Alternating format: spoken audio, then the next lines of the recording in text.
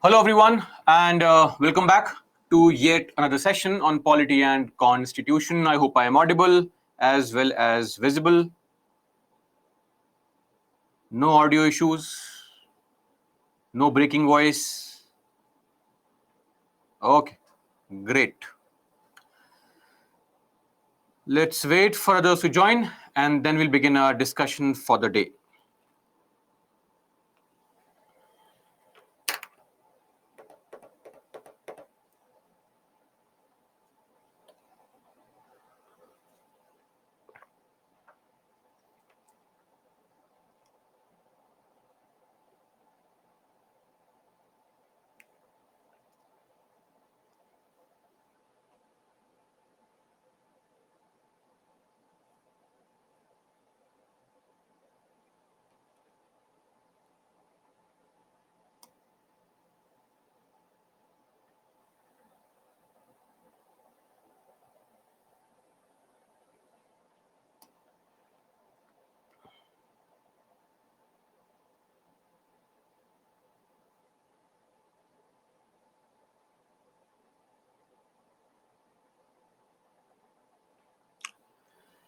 Okay, others can keep on joining. Let's do a quick recap in the meantime. So, in the previous class, that is yesterday, we began our discussion with a topic called electoral bonds, right?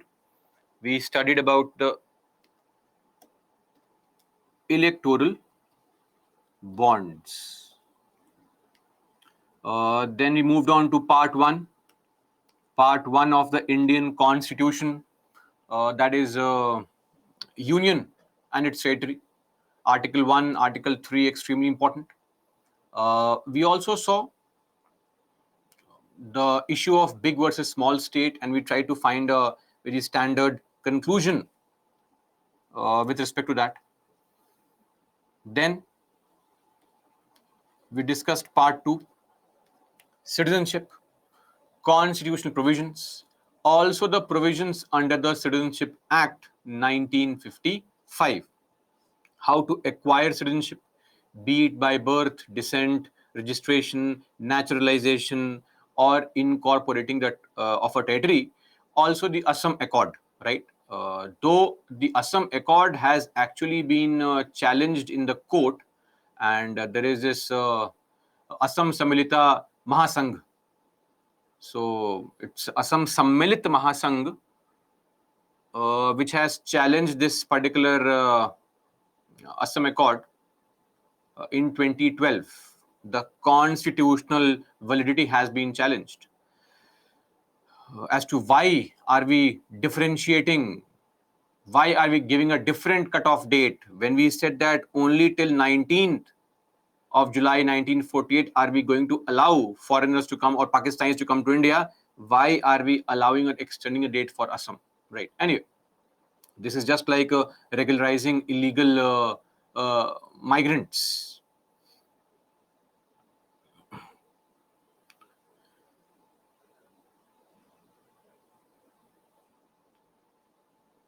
Now, we'll discuss today some terms like, say, OCI, PIO, NRC, basic terms, and we'll see the CAA.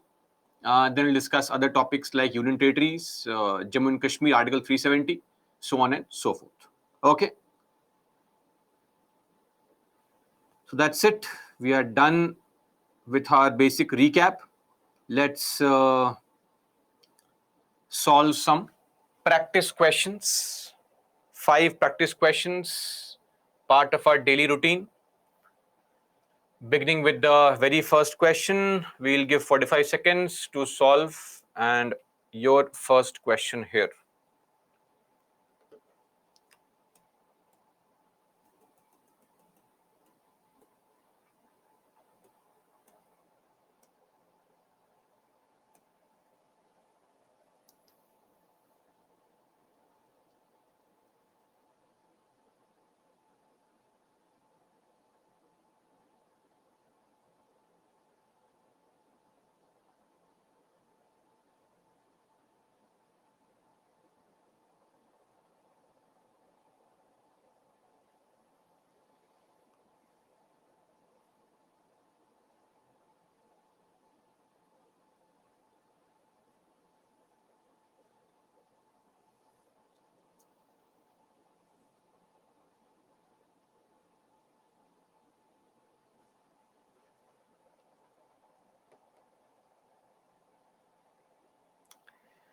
Okay. Oh, more people got this wrong. There's a slight issue with the first statement. It is called a continuous economy committee is actually correct, since it examines all the ministries and departments. All, as I said, was a limitation. This is the limitation. It is not able to examine all the ministries, firstly, only a few. And secondly, the reason it is called a continuous economic committee is because it throughout the year keeps on giving suggestions to various departments and ministries, not all of them. Right? So one is actually wrong. It examines the budget estimates only after they have been voted. Of course, this is correct. So B is correct, 2 only. Moving on to the second question. I'll give 30 seconds for it. Please don't be upset and all. 30 seconds are sufficient.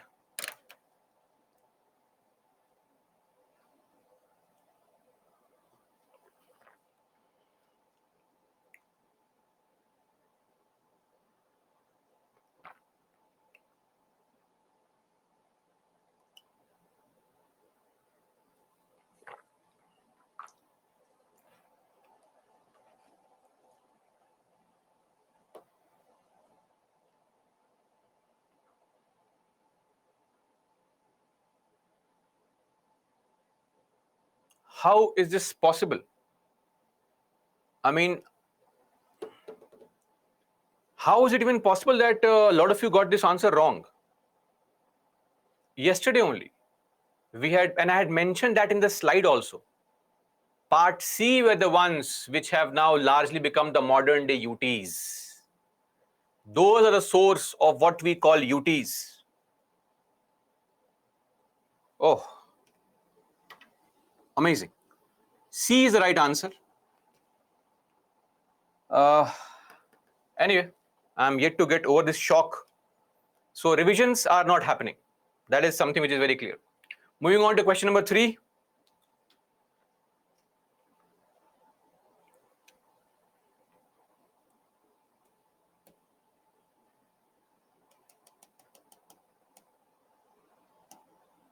Mark the answer, please.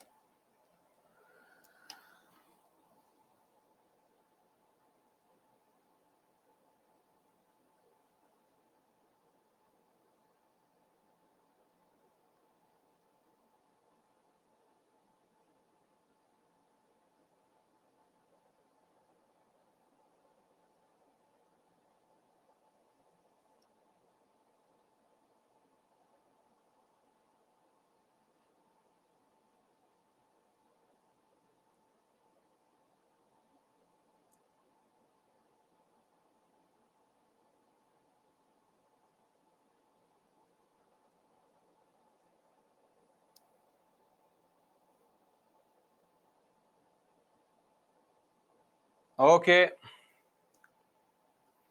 Easy question. The Constitution provides for categories of persons who became citizens of India on the date of commencement. We saw yesterday Articles 5 to 8 refer to this only. So one is correct. The Constitution authorized the Parliament to make laws pertaining to acquisition and termination of citizenship. This is Article 11. This is also correct. C both 1 and 2, which of course is clear with the number of right answers. Moving on, question number 4. Read the statements carefully. I'll give you a minute to mark the answer. So please read all the statements carefully.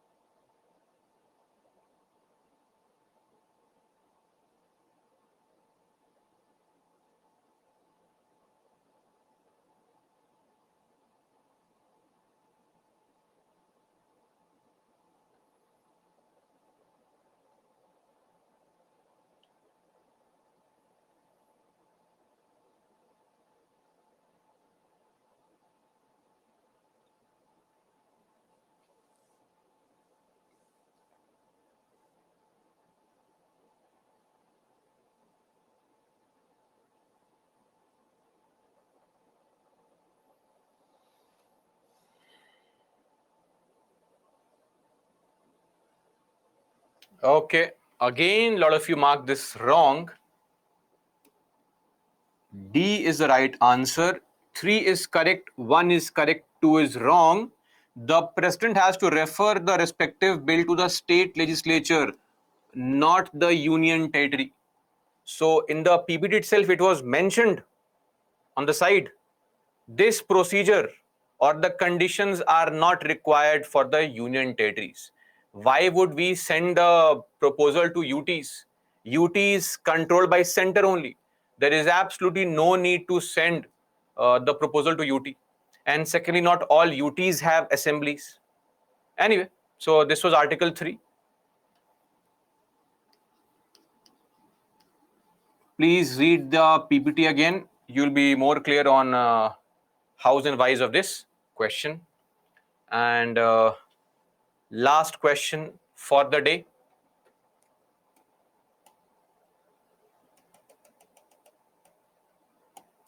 "45 seconds. Mark the answer."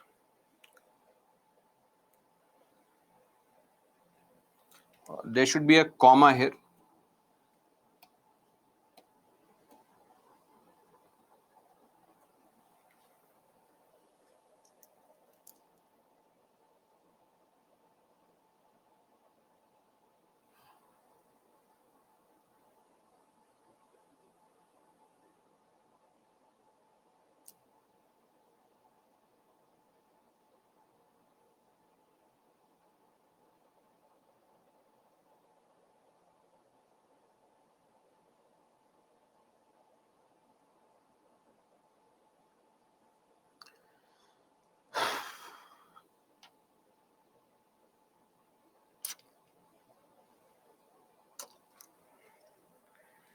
Okay, so one is correct. I had mentioned this statement in the class also, that this concept of whip, while we were studying ADL, before somebody asks me, sir, what the hell is ADL?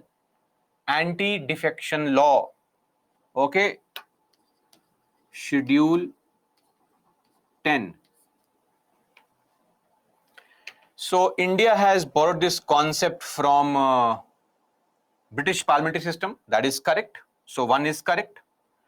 In case of presidential elections, whips can direct. As we said, no ADL, no whip is applicable for presidential elections. We have secret ballot system. No whip, no ADL. Okay. So this is with respect to the concept of whip. Okay. So 2 is wrong. A1 only. That's it. That's it. We are done for the day. Anybody who has a doubt on what is this whip, what is Indian Parliament, who are these people, you please go and refer to the chapter Parliament. You will know what is Indian Parliament. When you refer to the chapter Parliament, towards the end there's a topic called anti-defection law. You will see what is a whip also. You'll be shocked and surprised it is mentioned there. Anyway, that's it. 5 questions for the day. Yes, time for leaderboard.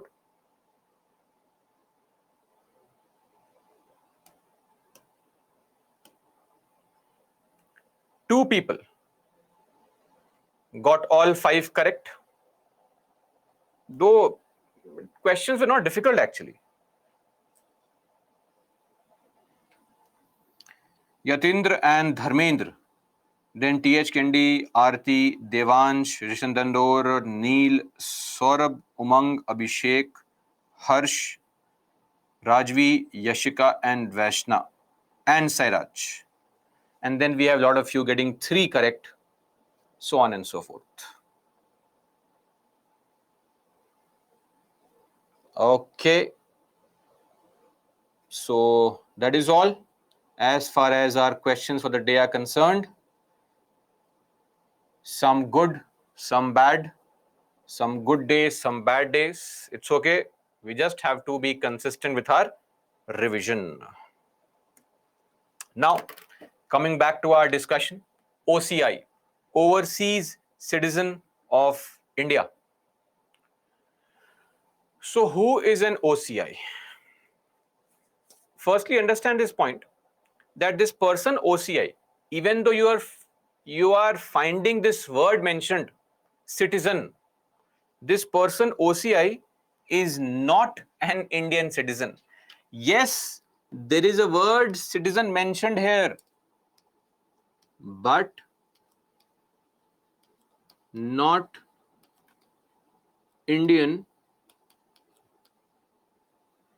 citizens. Are you clear? These are foreigners, right, who maybe at some point of time used to be Indian citizen, or maybe at some point of time were eligible to be Indian citizens, or who belong to any part of the country before 1947, or their children, their grandchildren, their great grandchildren. These people are called OCIs, overseas citizens of India. Definition not important, just know OCIs are foreigners. Okay. So any person who has been an Indian and has acquired a foreign citizenship, we always treat them as OCIs, overseas citizens of India. It is more like, we want this social diaspora to be very wide, far reaching.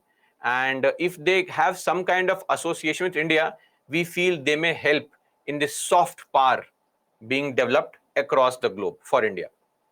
OCI. There is also a term called PIO, persons of Indian origin. Who are these people? The definition was exactly the same. Any foreigner, again, these are also foreigners only. Any foreigner who at any time held an Indian passport, meaning what? Somebody who held an Indian passport at any point of time. Now does not, but was an Indian citizen.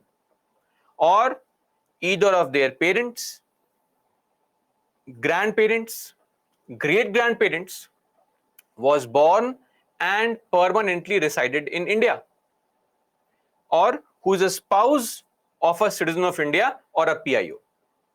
They are all called persons of Indian origin.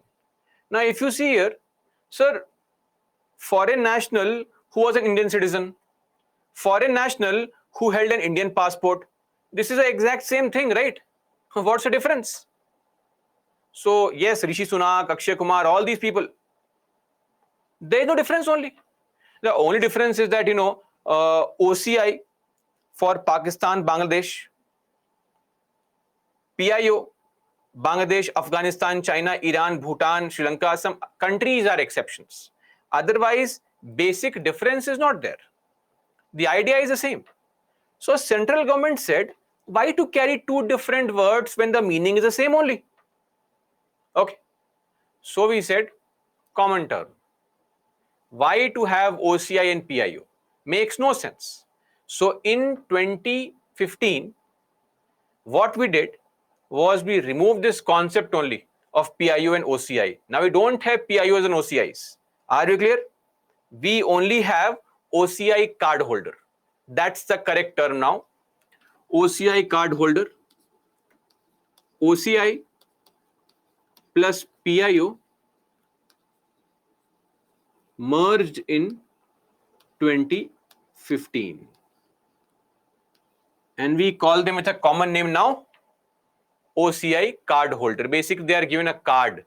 So if you are an OCI card holder, you will be given, you can submit your passport to India and we will stick a sticker on it, U visa. So it is an unlimited lifetime visa.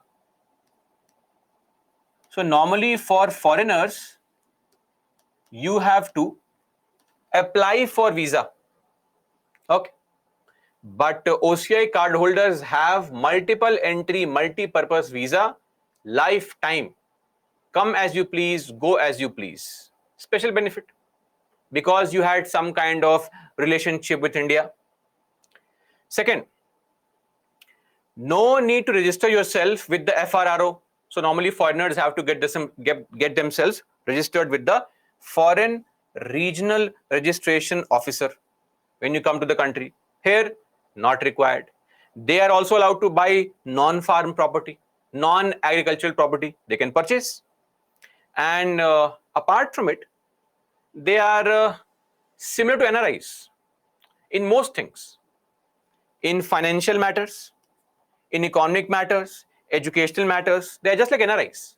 The only difference is that NRIs are Indians. Who are these NRIs?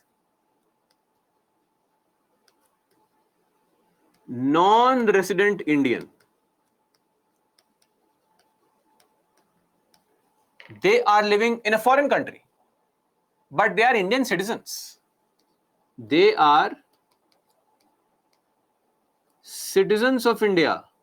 Are we clear? NRIs are Indian citizens. Whoever resides outside India for more than 182 days. Living outside India for 183 or more days. That means more than 182 days in a financial year. Okay, not January to December, 1st of April to 31st of March. So who are NRIs? NRIs are Indian citizens. That is why NRIs have some extra rights. For example, look at this now. OCIs. OCI card holders, they can't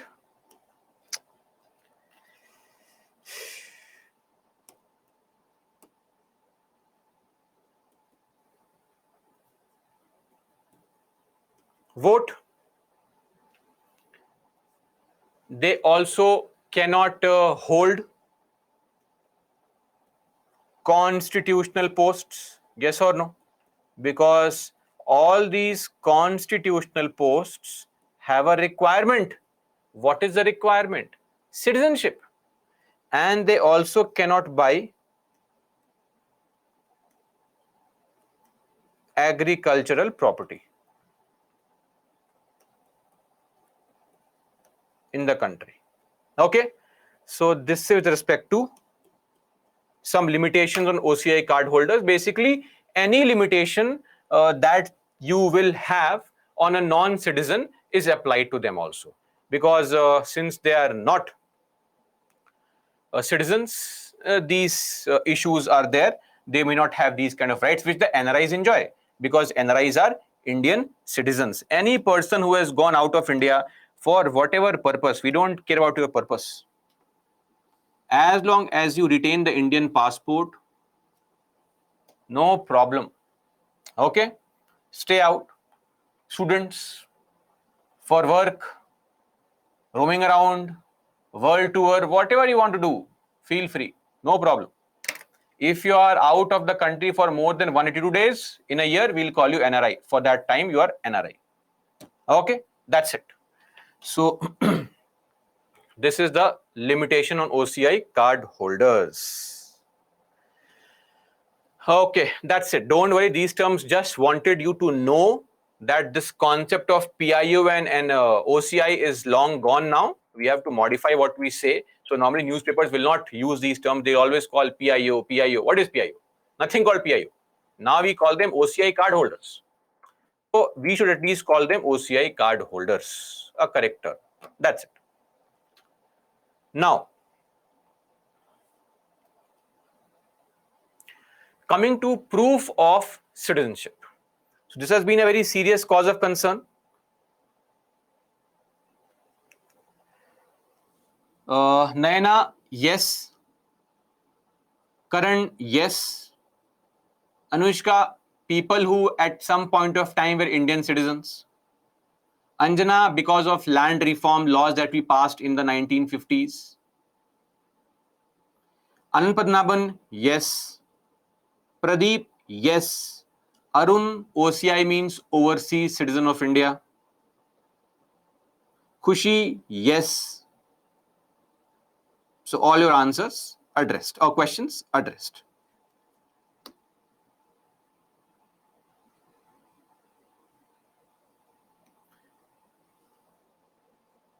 Anil, your question is incorrect. NRI or OCI card, you can't club them together. NRI comes to India. NRI, guys, are you able to understand a point here? NRI is an Indian citizen. What is so difficult to understand? Why are you always calling NRIs as foreigners? Maybe their accent has changed. Maybe they are only drinking Bisleri water. But they are Indian citizens living outside the country. Okay? Please don't call them outsiders or foreigners. Yes, Priyanshu. Siddharth, the government notifies rural land as an agricultural land, urban land as a non-agricultural land. Okay.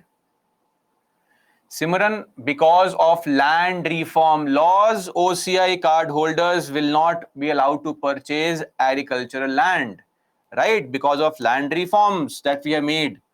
Apart from it, even we Indians cannot purchase agricultural land above a certain limit in the country. Are we clear? The purpose of agricultural land is to what? Is to spread the control of land amongst masses. Pranay, NRI's time is not reduced to 120 days. That is only meant for taxation purposes. Please, clarification is required. When you read a sentence, read it properly. Okay? That is only meant for taxation purposes, not for terming them as NRI. When you are calling somebody NRI, the definition is 182 or 183 or more days.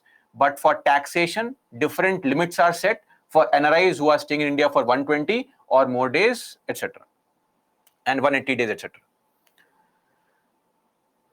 Karthik, what kind of question is this here? If NRI is permanently settled in India, you are also then an NRI only. NRI, by virtue of the definition, is an Indian person who is settled abroad. Okay. So let us have one simple stop at this stupidity of questions on NRI. Please hear me out just once. Give me one opportunity before typing a question. If I, who am an Indian citizen, trust me, I'm an Indian citizen. Okay. If I'm an Indian citizen and I go and start living in USA, right? And for every year that I live more time in USA than in India, I will be called NRI. That's it. Did I lose my citizenship?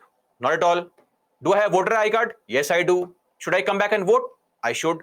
Do I have an Indian passport? Yes, I do. I'm an Indian citizen.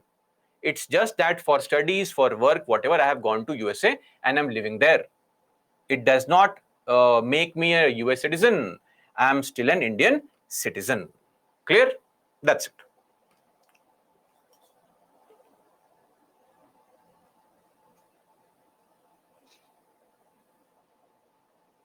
Vijay, that would vary depending on state to state. It is not a standard. Arey yaar, somebody is asking full form of NRI. Come on, cut the crap.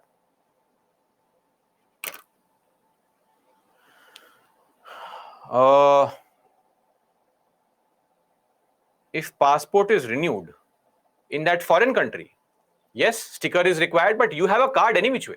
So there is a card given to you permanently. Okay, so you have a card. If you want the sticker to be stuck on your passport separately, apply again for a sticker.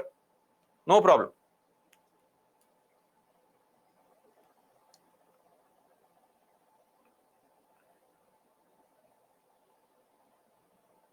Arey sir, Vijay, please, what is this approx land? This limit varies from one state to another. So every state has different land reform laws. In some states it could be 30 acres, some state could be 50 acres, some is 10 acres, some there is no limit. So how do I give an exact figure for this?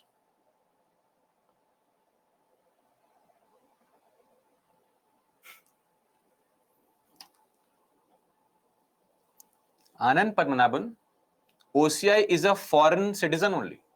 What do you mean by this question? What if OCI had taken permanent citizenship of another country? OCI is a foreigner only. Anyway, I think we have had enough discussion, especially few people are constantly asking, I don't know, very weird kind of questions, which makes no sense. Absolutely. So let's not get into this. I think I have explained very clearly. The recording is available. You view the recording again. Try to address all your doubts on your own because everything is very clear. We can't get into this debate for 6 hours on what is an NRI. So if somebody is asking me, sir, if I stay for more than 2 years, then what? Of course, NRI. If I stay for, then somebody will ask me, sir, if I stay for 3 years, then NRI only, right? So anyway, okay, moving on to more important points, proof of citizenship. So in the recent times, especially in the wake of the debate on CAA, what happened was this issue came up as to what is, we'll discuss CAA shortly, don't worry. So this issue came up as to what exactly is a proof of Indian citizenship. How do I prove I'm an Indian citizen? Or how will you prove that you are an Indian citizen? So there is a Supreme Court judgment on this way back in 2005. Very interesting case. Sarbanand Sonowal, case of 2005. In this particular case, the Supreme Court said that if you want to prove that you are an Indian citizen,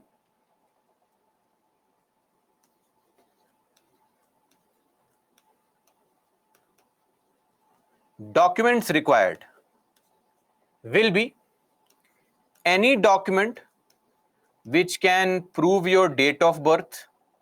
I would have mentioned DOB, but I did not, because then you'll ask what is DOB. In the internet, you will message all these things to random people, your DOB, ASL, but here you will be surprised. What is this? Date of birth, place of birth, name of parents, and their place of birth.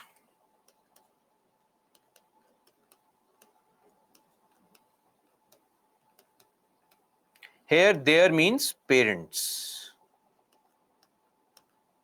Okay. So any document which will contain all these things is deemed to be by the Supreme Court sufficient proof of Indian citizenship. Now, recently,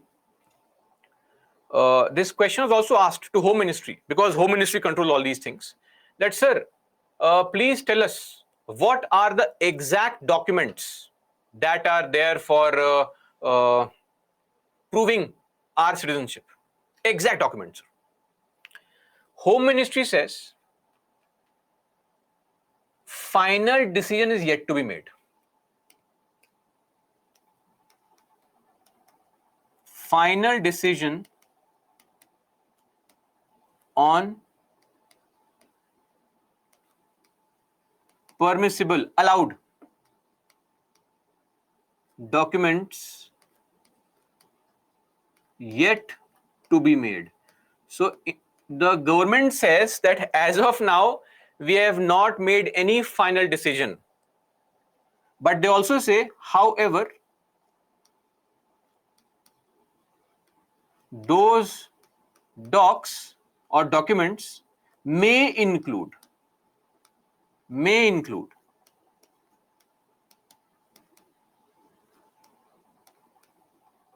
driving license,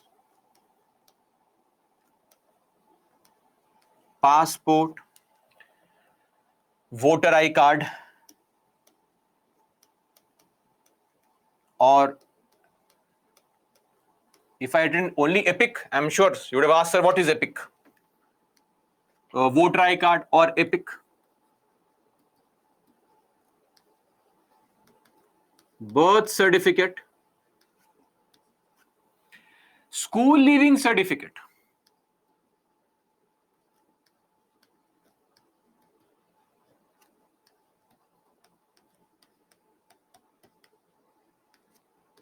even Aadhaar. But currently,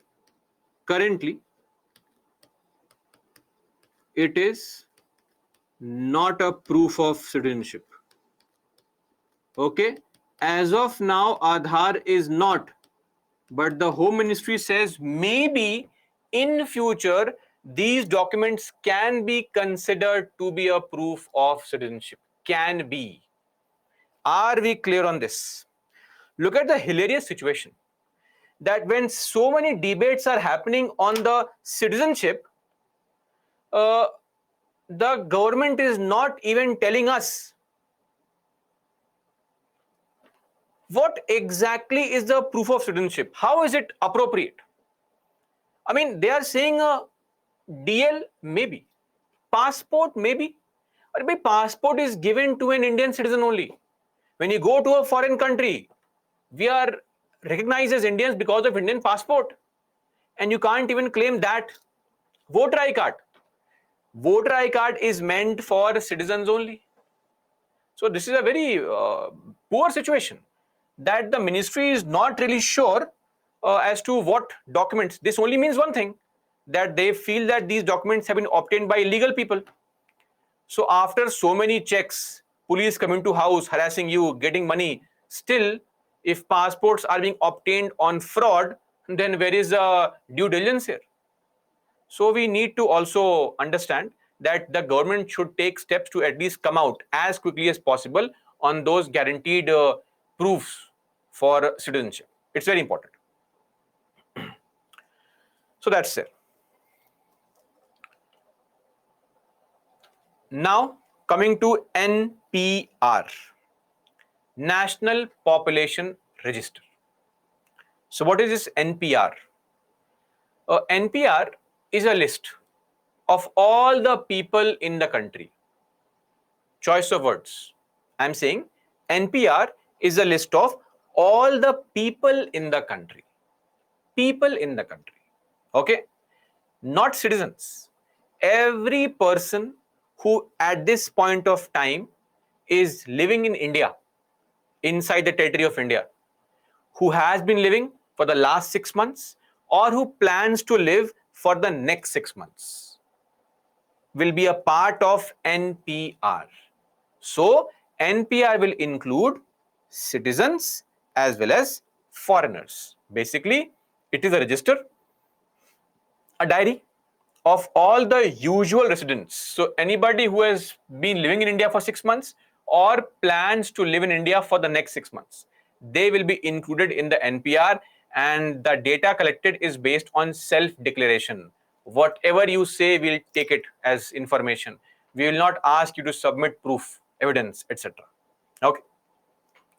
Now, NPR is prepared under the provisions of the Citizenship Act, of course, and it is mandatory for every resident to register in the NPR. Now, the government has also made NPR mandatory, and we are updating it digitally now. Now, NPR is an electronic database. So, government is constantly updating this. Roughly had 119 crore people entries in this till recently. So we are updating this list constantly. This NPR is prepared, of course, under the Home Ministry, but by a person called Registrar General and Census Commissioner. So this is the person who prepares the NPR, and under his chairmanship only this entire procedure is conducted. What kind of questions are asked in the NPR? So NPR collects biometric data also. NPR collects demographic data also. They are asking you questions like name of the person, your name, your father's name, your spouse's name if you are married, relationship with the head of household, your mother's name, your gender, sex, date of birth, place of birth, your marital status, your nationality, whatever you claim, we'll agree. present and permanent address, place of birth of parents. Interesting. They are collecting date of birth, place of birth, place of birth of parents, right? Why would you need the place of birth of parents? Because place of birth of parents combined with other things can be a proof of citizenship. So very weird that they are asking for place of birth of parents. Then educational qualifications. Then for how long will you stay in India? Then occupation, activity, mother tongue. Marital status, Bhagyashri, means whether you are married or not. Okay, what is your current marital status? So you can be either unmarried or married. Under unmarried, you can be either single or divorced, etc., etc. Okay, that is called the marital status. No proof is required for any of these documents. It's on a self-declaration basis. Are we clear? Now, just to also clarify, why do we have NPR? Because some people will say, sir, we have census also. Census is also being collected. Yes, census is collected through a different law only. There is a separate law which is called Census Act. Census Act of 1948.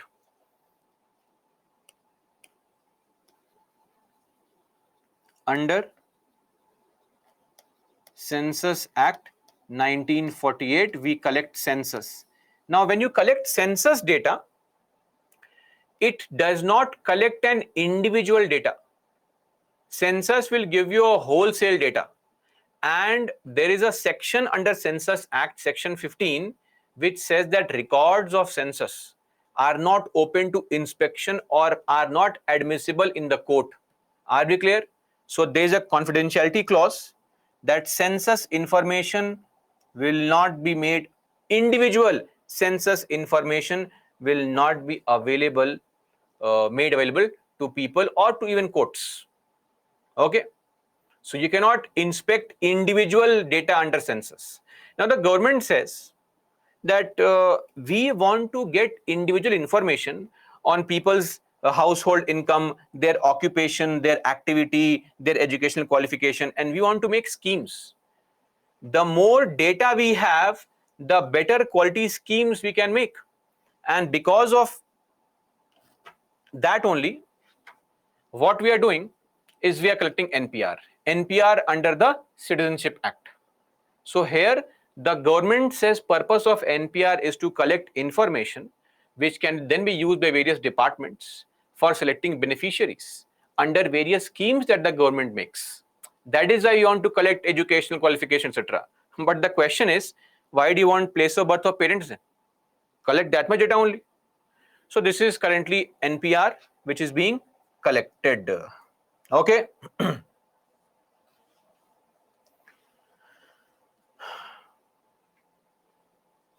Anand Padmanabhan, one more question, sir. What is the period of time for foreigners? 6 months. Abhishek, I saw census. You saw census only. Okay. It was tabled like number of years. They will collect all the data and club it together. They won't give you individual data.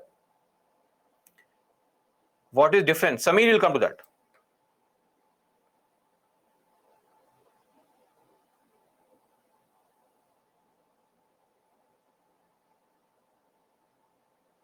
Why census data is not released?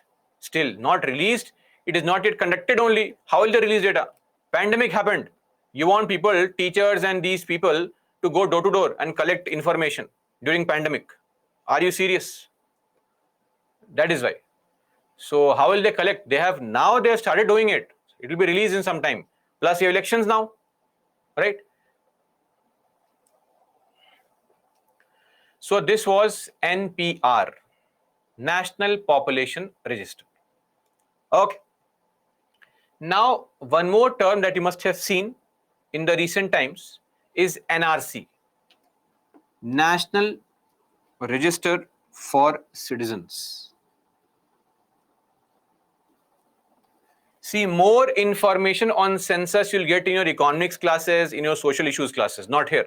This is not a class to give you census information. I just wanted to differentiate and justify what is the meaning of NPR as per government. So government, why is it collecting NPR? This is sufficient information. Okay. Now, NPR. What is NPR? All the people living in India at this point of time. The list of all the people. NPR. Think of this. In your house, if somebody comes to your house right now, there could be some relatives also living in your house right now who have come for 10 days, 15 days. Neighbor's kid is playing with you. All these things. Maybe you have brought somebody from outside, your friend also in the house. Your parents are there. All the people in that house, NPR. But then who are the actual people of the house who belong to the house? You, your siblings, your parents, grandparents, etc. That is called NRC. NRC means a list of citizens. NPR means everybody. NRC only means citizens. First thing, are we clear on this? NRC just includes Indian citizens. Foreigners are not under NRC. Okay. But the NRC you hear of is only meant for Assam. As of now, there is no concept of NRC for the entire country. There is no list only. It is only meant for Assam. So NRC was formed for in Assam in 1951 only. After the Indian census, the general census for the entire country, we prepared a separate census for Assam because we wanted to restrict the movement of outsiders into Assam, because outsiders going there would influence, disturb the local culture, tribal customs, etc. So limiting and also finding out who are these outsiders would be an easy task if we had an NRC, but only for Assam. So as of now, we have an NRC only for Assam, which was there since 1951 only. And NRC collected detailed data right up to the village level. It contains house number, name of people living in each household, everything. So this is a photograph of the original NRC. Nothing is visible, I know. But think of this as all the names are mentioned here, names mentioned in one family, age, gender, everything is mentioned. Detailed information, door-to-door information, NRC. Okay. Now, NRC needed to be updated. It was not updated. So now the government, especially after Assam Accord, now think of this, after Assam Accord, there was one very big challenge for the government, that we have to find out all those people who are illegal migrants, who have wrongfully come to Assam. So if I prepare a list of all the citizens of India living in Assam, all other people are migrants, right? Outsiders. If they can prove that they have come to enjoy on visa, etc., okay, legal migrant. All others are illegal migrants. Get lost. That's the idea. Okay. So NRC is being updated under the Citizenship Act and the rules made in 2003. So who will be a part of NRC? All those people whose names were there in the original voter list till 1971, their kids, their grandkids, etc. Or all those people whose names were there in the original NRC, their kids, grandkids. Or any of the admissible documents. Admissible documents means what? If you have some kind of land record, maybe your name was not in the voter list, but you have a land record to prove that I have been living in Assam only. Or maybe you have a birth certificate to prove that you are born in Assam, etc. Are we clear? NRC is a list of all the Indian citizens living in Assam, and only those Indian citizens whose names have been there in the voter list till 1971, right? their kids, their descendants largely, and all other people who have sufficient proof that they were born in Assam, they have land record for land purchase in Assam, etc. That's it. Are we clear on this? This is the NRC. Now coming to NRC, Supreme Court in 2013, Supreme Court, let's write here only, this list is being updated not by the government, as per Supreme Court order in 2013. So Supreme Court said, well, you have made a promise that you will deport illegal migrants, update the list, find out all the Indian citizens in Assam, deport other people. So when the list was published for the first time,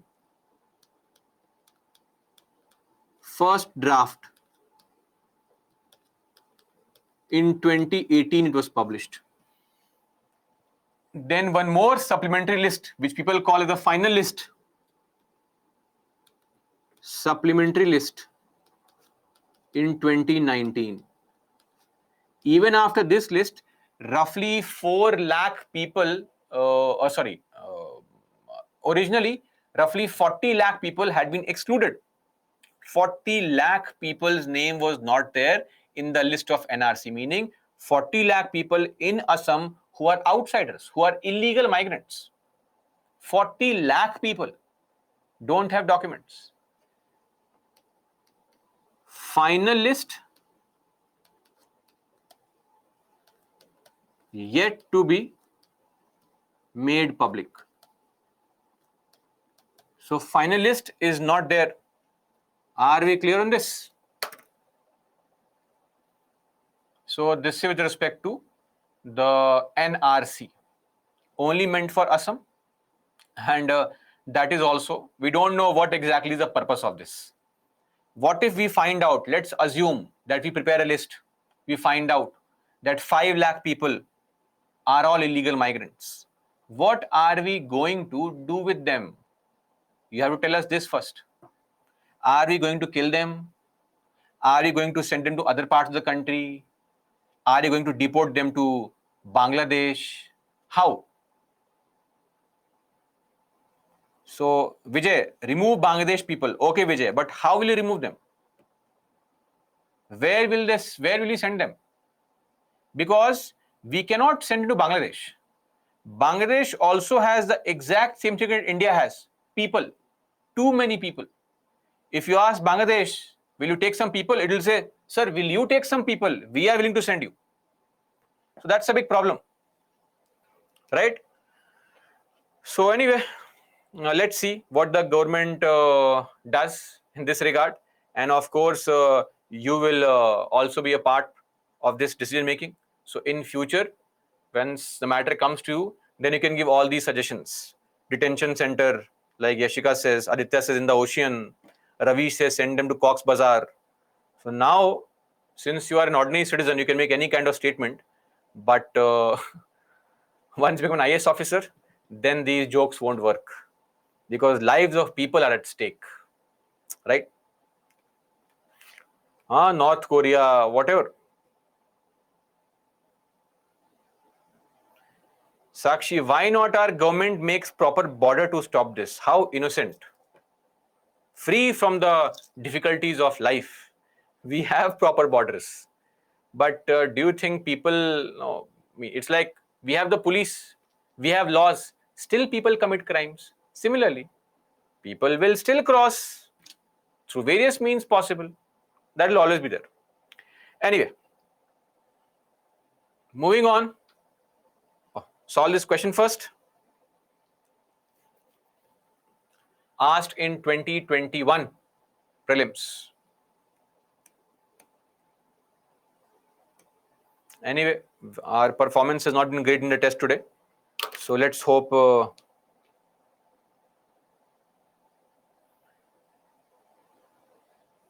we get this right. Some of you are saying send them to less populated areas. Why would other states take it?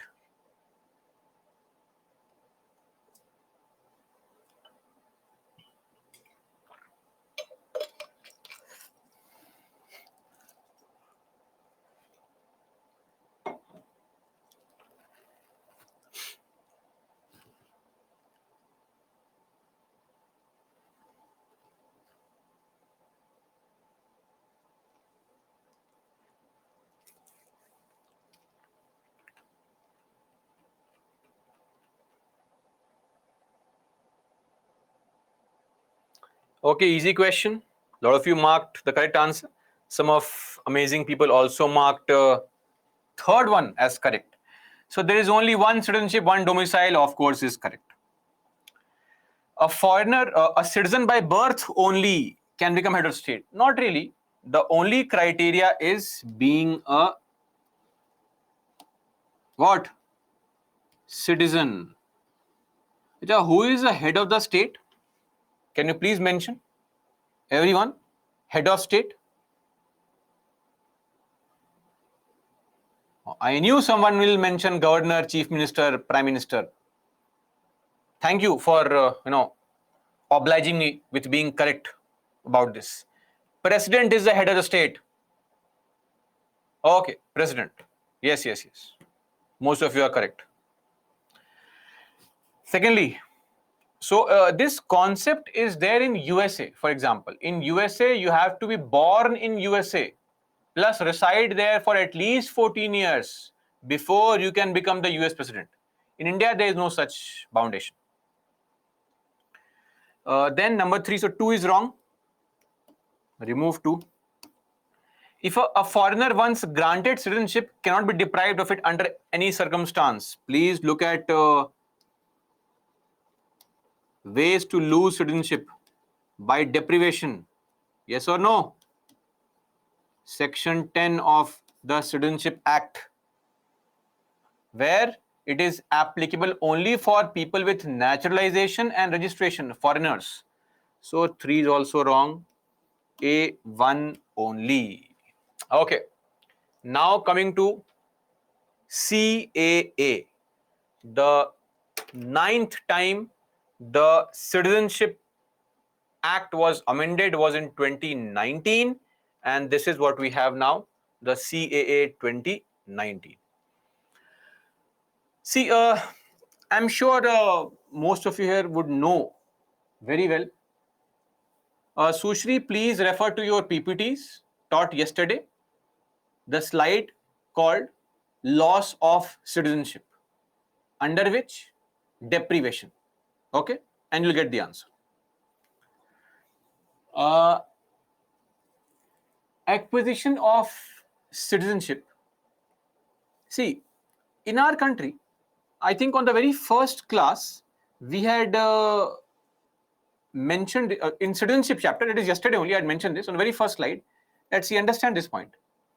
Illegal migrants cannot apply for Indian citizenship. You can only apply for Indian citizenship if you are in India on legal documents. Clear? Remember? Yesterday only. What if we find somebody is an illegal migrant? What do? We'll firstly imprison them, right? And then take efforts to find out which country they have come from, and then call the concerned embassy and deport, send them back. Deport means sending them back to the parent country. So there are 2 laws called Foreigners Act.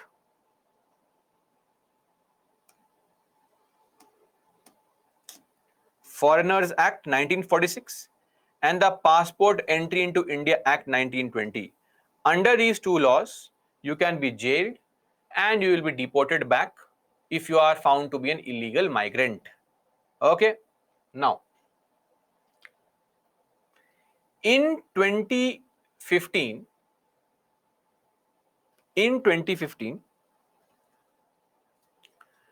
September, the government said that, see, there are certain categories of people who have come from some countries. Countries like Afghanistan, Bangladesh, and Pakistan. People who are from the Hindu, Sikh, Buddhist, Jain, Parsi, or Christian communities, and all those people who have come from these countries, from these religions till last year, meaning December 31st, 2014, they will not be punished for being an illegal migrant. They will not be punished for being an illegal migrant. The idea being that all these people have come from Islamic countries. Afghanistan, Bangladesh, Pakistan, they are countries which are not secular. Okay, so these are Islamic countries. So the government said these people, these groups have been facing persecution. There has been state-sponsored killing in some cases. There has been situation of these people facing atrocities, right, in these countries. But since these three countries, which are theocratic or Islamic countries, so people who belong to the religion of Islam, they will not face this atrocity. Only others are facing this atrocity. Okay, that is why we have not included Muslims. But please understand, the idea was not to give anybody citizenship.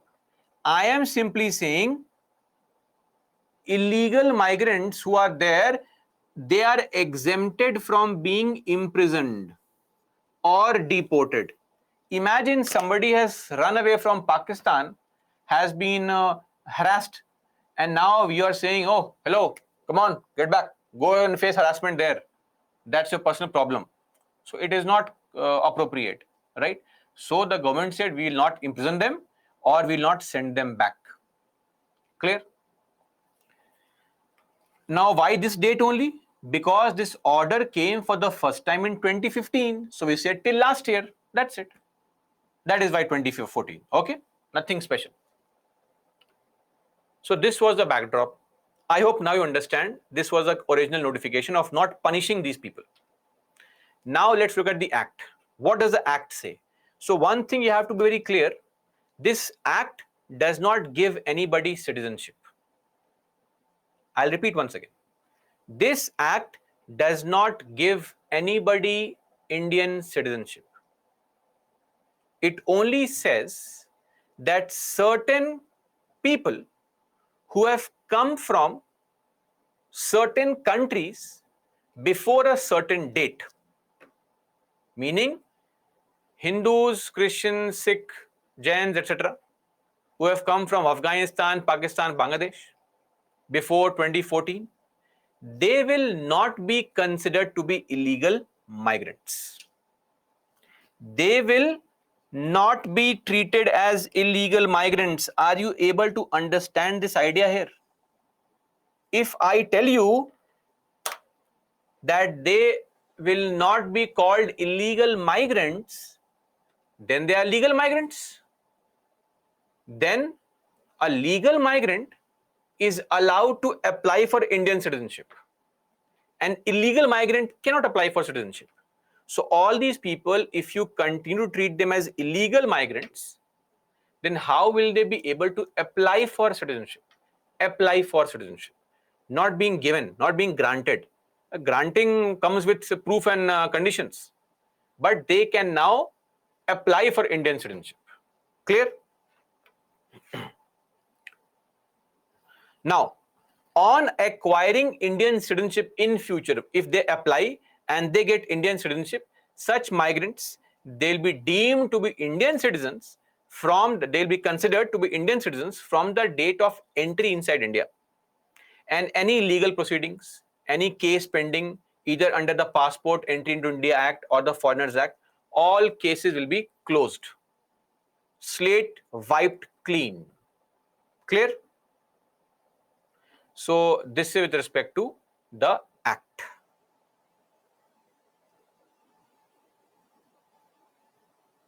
What is the problem, Yashika? What is this? No. Pritham, not only Muslims, atheists also, people who belong to some other religion, Nordic religions also, people who belong to Jews also, anyone which is beyond the 6 religions, they'll all be called illegal migrants. Second point, okay. Second point simply says, all these people who we are discussing in the first case, I hope you understand that, these people, they will, because they have come in India in 2014, if there was any pending case against them under the law that we saw, remember this law? that there is a law. If you are an illegal migrant, we will file a case against you and we will jail you. So all these people, we will not file a case against them. If a case is filed, we'll drop the case also. Clean, no problem. Stay and be a peaceful citizen of India. Clear on this?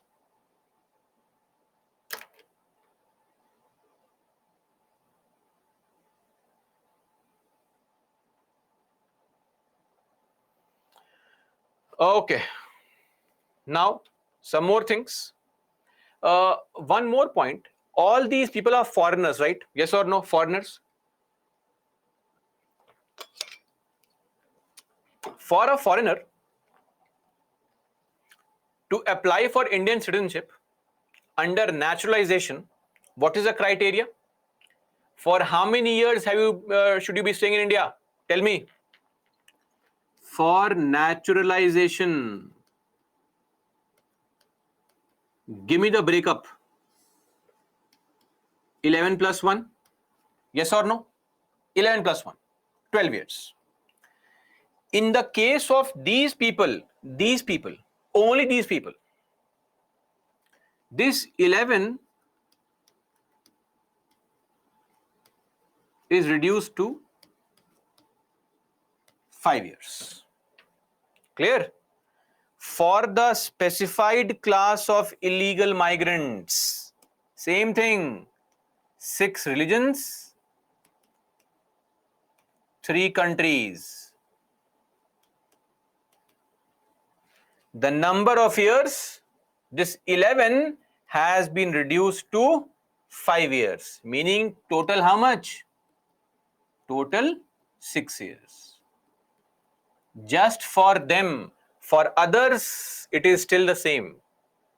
So, making them eligible for application of citizenship easily. Otherwise, they have to continue to stay in India for a long period of time. Are we clear on this? Everyone? This is the law, the CAA.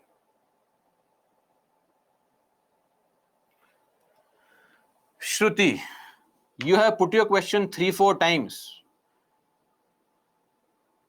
Type your question once again, Shruti. But there are some other, I ignored your question because the question will be answered shortly. Okay? Don't feel bad. I don't even know you, trust me, or others also. I pick up on questions selectively because if it requires answering right now, if I'll be discussing some topic in future, I can't answer it leaving the topic aside, right? Your queries will be addressed, please. If there's any issue that you have with respect to what is Shaheen Bagh, what is the problem, we'll discuss that. I'm just letting you know the provisions. Don't be anxious. Calm down. Okay? Enjoy the process. So this is a law. And for others also, don't make all these remarks. If this was an offline class, you dare not speak all these things, right? I have seen this happening with other faculty as well, that this nonsensical remarks come. So imagine if you're in the class, would you say these things to a faculty? Not, right? You'd have patience. Treat this. You are a student, not a customer. You want to clear the examination, have the mentality of a student. If you think you are a customer, that's what you'll get. Just basic service. Okay, the respect should always be there. Okay. Anyway,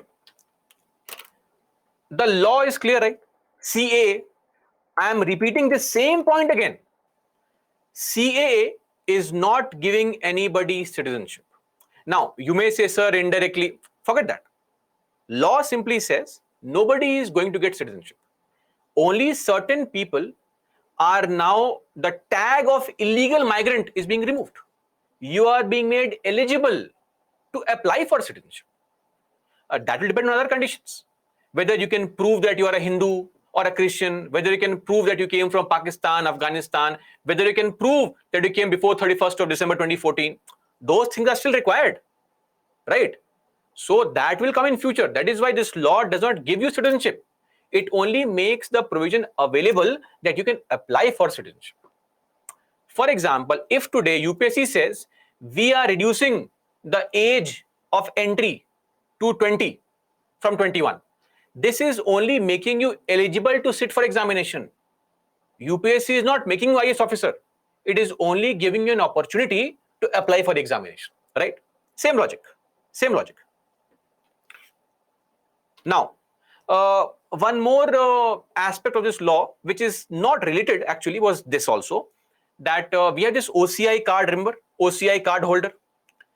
Your OCI card can be cancelled by the government if you are found to be breaking a law in India. So all those people who are OCI card holders, if they come to India because you have free visa, come to India as you please, go as you please. But while you are in India, if you break a law, what kind of law? Those laws which the government notifies. Not done so far. Now, this is slightly problematic because when you come to India, let's say you have jumped the red light. That's also breaking a law. But for jumping the red signal, should we cancel somebody's OCI card? That'll be too harsh. So the government has said, we'll give you a list of all the laws, right? List of all the laws. If you break those laws, then your OCI card will be snatched away. Okay. And last point, this benefit that some people are getting, let's say somebody from Afghanistan who is a Hindu came and is sitting in UP, he or she may be allowed to apply for citizenship. But people living in certain areas in the country, those people will not get the benefit. If you are an illegal migrant who is living in Schedule 6 areas. So we'll discuss this hopefully tomorrow. What is scheduled areas? Schedule 6 areas basically refer to certain areas or tribal areas in 4 northeastern states of Assam, Meghalaya, Mizoram, and Tripura. So, if you are living in certain districts of these 4 states, then you will not get the benefit. Sorry. So, if I have come from Bangladesh and I am say a Christian and I am living in say Karbi Anglong district of Assam, which is under Schedule 6, I will not get the benefit of CAA. I will still be considered an illegal migrant. Okay, bad luck. Chose the wrong state, a wrong place to come to. Second, so one more thing. For a lot of you, this would be new information. Do you know what is inner line permit? Some states have this concept called inner line permit. So back in 1873, British times, Britishers said that, we need to protect the indigenous, the distinct culture of the eastern part of Bengal, the northeastern part of the country. And they made a rule. That rule was called Bengal Eastern Frontier Regulation, trying to prevent outsiders from going in these areas, residing in these areas, purchasing property there, etc. Why? To protect the local tribal communities. This concept has continued even after independence. We call that inner line permit. So there are certain states which are regulated by inner line permit. So for others who are not from northeastern states, you are from Maharashtra, you want to go to Karnataka, Goa, you simply take your bike, travel, nobody stops you. Okay, no provisions, no need to get permission from Goa government. Goa government, I am coming to party there, please permit me. Nothing. But if you want to go to certain northeastern states like Arunachal, like Nagaland, like Mizoram, Manipur. These states require what? These states require a permit, a permission to enter. It's very easy to get a permission, right? It's not a difficult task at all, but still a permission is required. You'll be coming for 7 days, 14 days, 1 month. What is the purpose, etc.? What is the reason? So you can simply take the permit and go and travel, roam around here and there, enjoy life. That's it. So in the recent times, with the rise in travel vlogs, you see a lot of people are traveling to Northeast also now. So very soon, Northeast will also become like other parts of the country with litter everywhere, because whenever we travel to other places as tourists, we think that it's okay to garbage the place. Now go and look at Uttarakhand, go to Mussoorie, you'll find this happening a lot, right? Go to Shimla. So in short, this is going to happen very shortly in Northeast also. So anyway, the point is that since because of its scenic beauty and all, people want to travel, so you have to get an inner line permit. So if you are an illegal migrant, right, going to these areas, you require a special permission. Some other parts of the country also require a special permission. You will not get the benefit of being eligible for citizenship if you are living in these areas. Your bad luck. Simple. Okay. So this is there. Are we clear on the law? Forget the issues. Law. Satya, everybody requires permission.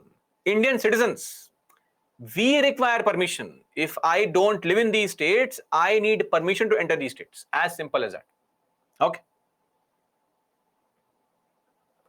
Lavanya, why this anger here? See, the point here is, why only these states? Because these states have a distinct culture.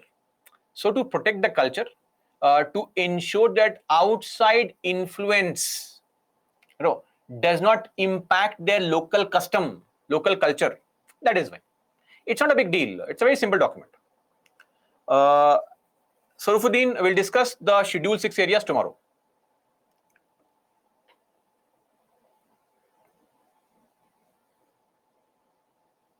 Okay. Distinct culture, different culture from other parts of the country. They are tribal people. Okay. They follow local tribal practices, local customs. Go to Tripura, so many tribal groups. Go to Nagaland, so many tribal groups. They all have their different tribal customs, culture, the way of worship, right? They may be Christians, right? They may be, some of them may be Hindus, largely Christians, but still they have a very distinct culture. They have this whole concept of appointing a tribal headman of a tribe. All these things are there. Okay, and don't be confused. They are not the tribals that you think of as some kind of remote tribal living in Andaman Nicobar. The tribals in northeastern part are highly westernized and modernized people, high literacy rates, okay, very educated. Anyway, are we done with the law? Now, coming to issues. What are the issues?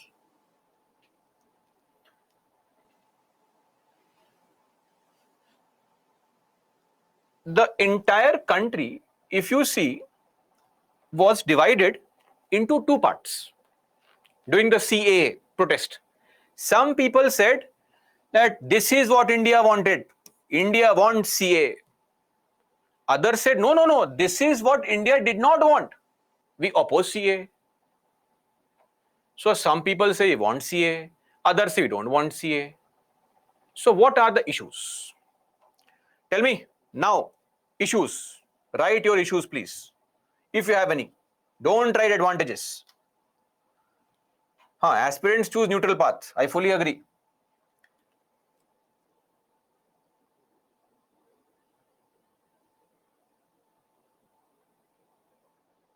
It's anti-Muslim. Leftist. What is leftist sanskar? Can? No. Just tell me the issues of CAA, not the advantages or benefits. Okay. Some of them are saying, what is CAA? Arey bhai, CAA, my friends, stands for Citizenship Amendment Act of 2019. CAA. Okay. I sense it. Now you are creating some kind of reasons, but largely initially people said religion, anti-secular, all this. Okay. Aditya, Hindu Tamilian should be added. Why especially Tamilians from Sri Lanka? Okay. May worsen bilateral ties also. Okay. Largely, this is your concern actually. Frankly, ignore this meme of our Home Minister. I'll explain this later on. Possible violation of Article 14. That's what is happening. What is Article 14? You'll say, sir, Article 14, what is this? Article 14. What is Article 14? Article 14 says that there is right to equality.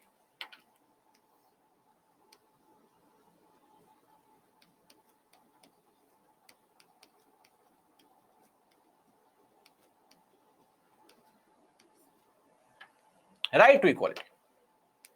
Treating people equally. No special laws for anyone. So why are we treating people differently? Illegal migrants, some of them who are Hindus, Christians, etc., you are saying, okay, very good. We are allowing you to apply for citizenship based on religion, based on country of origin. Why not Hindus from Sri Lanka? Right? Date of entry into India. Why not 2015, 2016? And place of residence in India. If I live in Arunachal, if I escaped from Bangladesh and came to Arunachal, right? Then the problem is that I have no benefit only. I'm still an illegal migrant. So the discrimination is based on these things. Justification? What's the justification?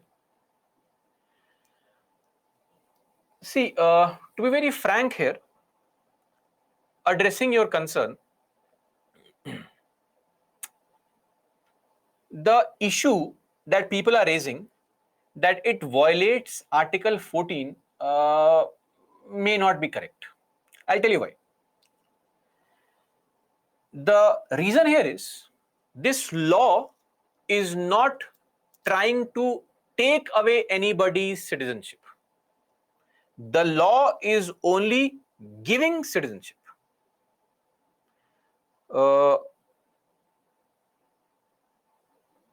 Shruti, but they are not citizens. No, Article 14 is applicable for citizens also, non-citizens also. It's Article 15 which is only meant for citizens. So you will not know what is Article 14. I'm simply saying in short, right to equality, Article 14. Classic example. Everybody is equal. But the same Article 14 also allows reservation. Yes or no? Don't we have reservation in the country? Is it not treating people differently? Why? We have reservation where we treat people differently because reservation is called a positive discrimination. I'll give you more examples. Don't we have income tax laws different for different people? Under 3 lakh, no income tax. Above 15 lakhs, 30% income tax. Where is the equality? Understand the point. Same Article 14, we'll discuss that in detail later on, also allows positive discrimination. And this law is actually not a negative discrimination. We are just opening a small window of opportunity for certain categories of people. Are we taking away any Indian citizenship? Tell me. Of course not. Is any Indian losing his or her citizenship? Hindu, Muslim, Christian, whatever? Not really.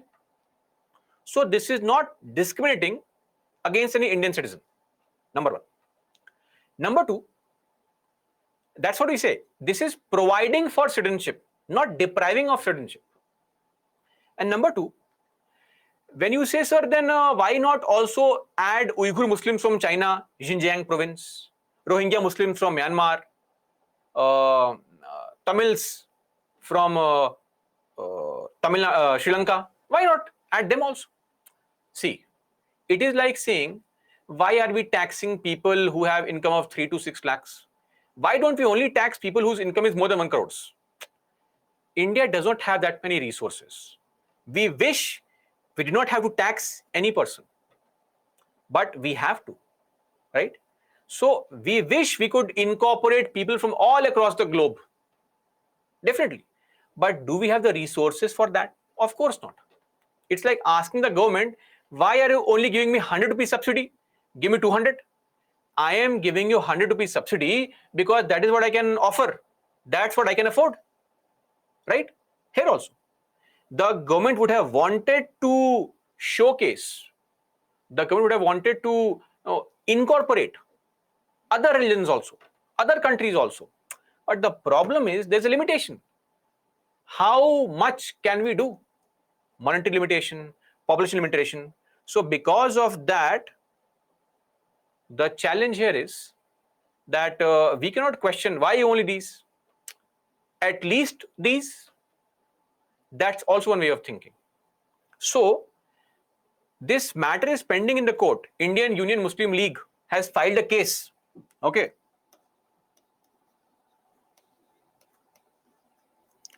Pending in Supreme Court.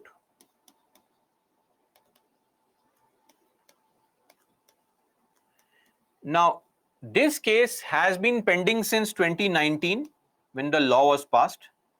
And right from that point of time, Supreme Court has found itself to be too busy in discussing. This law may not stand the discrimination of Article 14. That's not possible because it is not violating Article 14. Not at all. But then what is the problem? Why were all these? Now comes a very interesting question. Somebody asked about Shaheen Bagh also. Why were people at Shaheen Bagh protesting in Delhi? Tell me. What do you think? Why were Indian Muslims protesting? But if the law is very clear now you know very well, now you have seen the law. Law is very clear that no Indian Muslim was losing his or her citizenship, then why was he protesting? Any idea?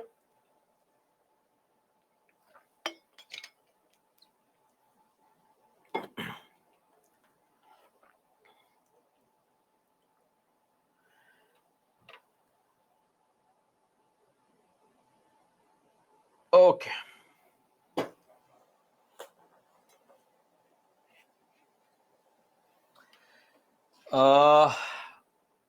Some of you are saying rumors, wrong feeding in the mind, etc.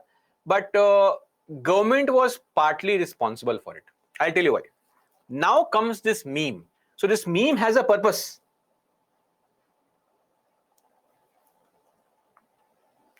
This meme has a purpose. What's the purpose? Look at this. आप chronology समझिए. Understand the chronology is what Mr. Amit Shah said in one press conference. It was his words in a press conference. So basically, he said, now we have CAA. CAA is a reality now. We are going to do an NPR and then we'll do an NRC. We have done CAA, NPR, NRC. This is the chronology. Please now, wait, just hear me out patiently. We have a, think of me as Amit Shah saying all this. We have a CAA, next we'll make an NPR, next NRC. This is the chronology, sequence of making laws. Now what's the point? The point is, let us assume a Hindu consider this person to be an illegal migrant and he has sufficient documentary evidence to prove that he came to India from Afghanistan or Pakistan or Bangladesh before 2014. You have to have documentary evidence to prove it. Otherwise, we can't allow you for applying for citizenship. Now, he can apply for it and get the benefit. Now, think of this. We have the CA law passed. We are making an NPR, entire country, including Hindus, Muslims, everybody, foreigners, Indians. And then from NPR, we make NRC. NRC for India, not just for Assam, for entire country. Means what?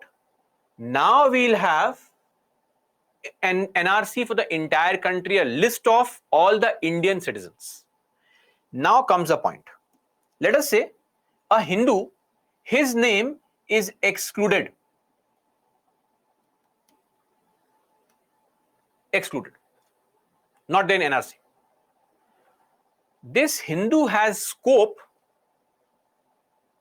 to apply for citizenship under CAA.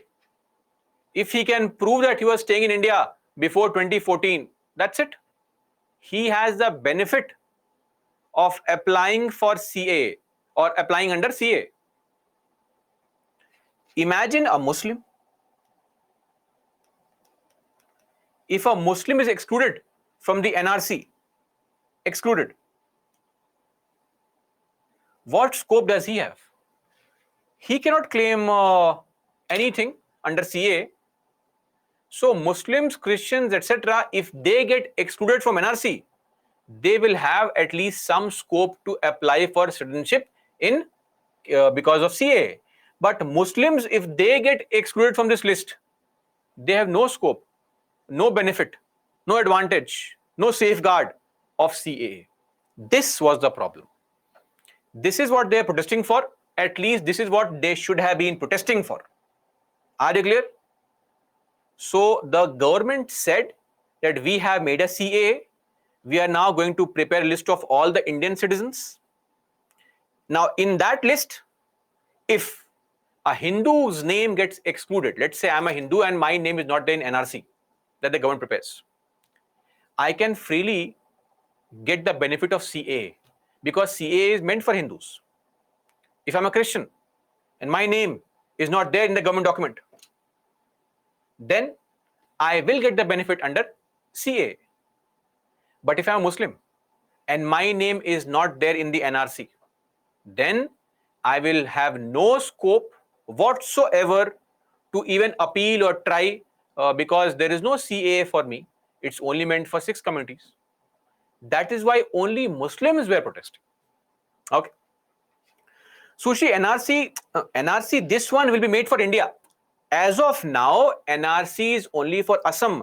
But Amit Shah said we are going to make NRC for the entire country in future.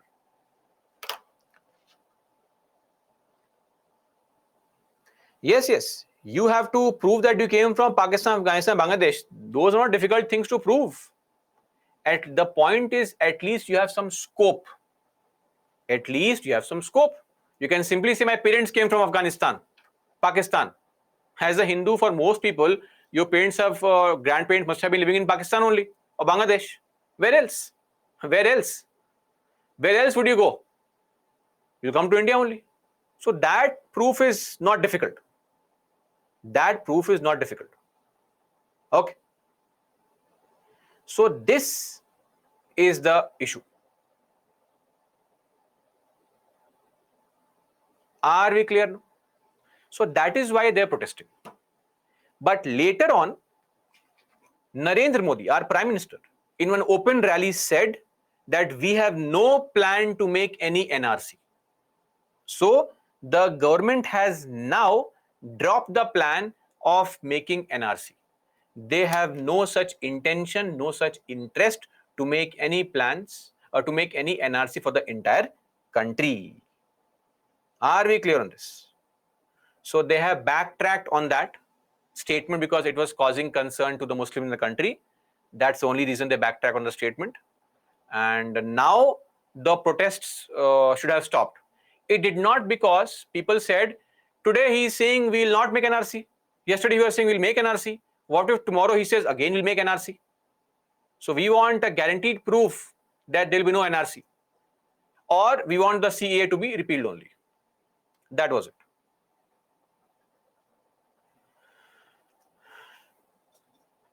Yes, a Muslim not included in NRC would be considered to be illegal migrant, of course.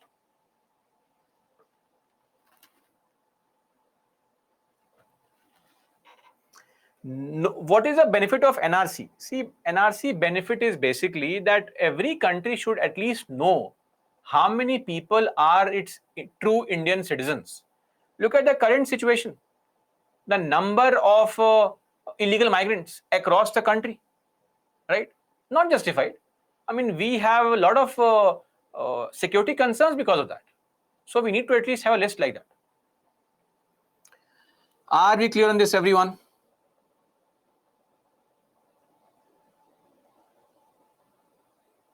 And for those whose issue was why not Muslims, see, of course, there is a problem there. These are Islamic countries, right? Afghanistan, Pakistan, Bangladesh. But there also certain communities amongst Muslims are also persecuted. For example, Shias. Shias world over are in a minority. So if you look at the Muslim community, around 85% people are Sunnis only, largely Saudi Arabia controlled, other major countries. And Shias largely are in Persia, Iran, so concentrated there, and some other countries.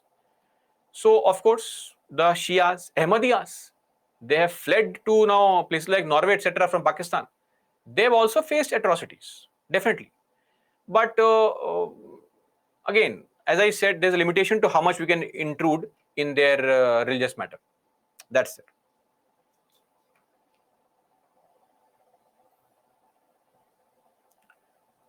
Arey Shalu, why this question here? NPR includes both citizen, non-citizen. I mentioned this just 4-5 slides back. Yes, of course. NPR is meant for the entire country, foreigners and Indian citizens.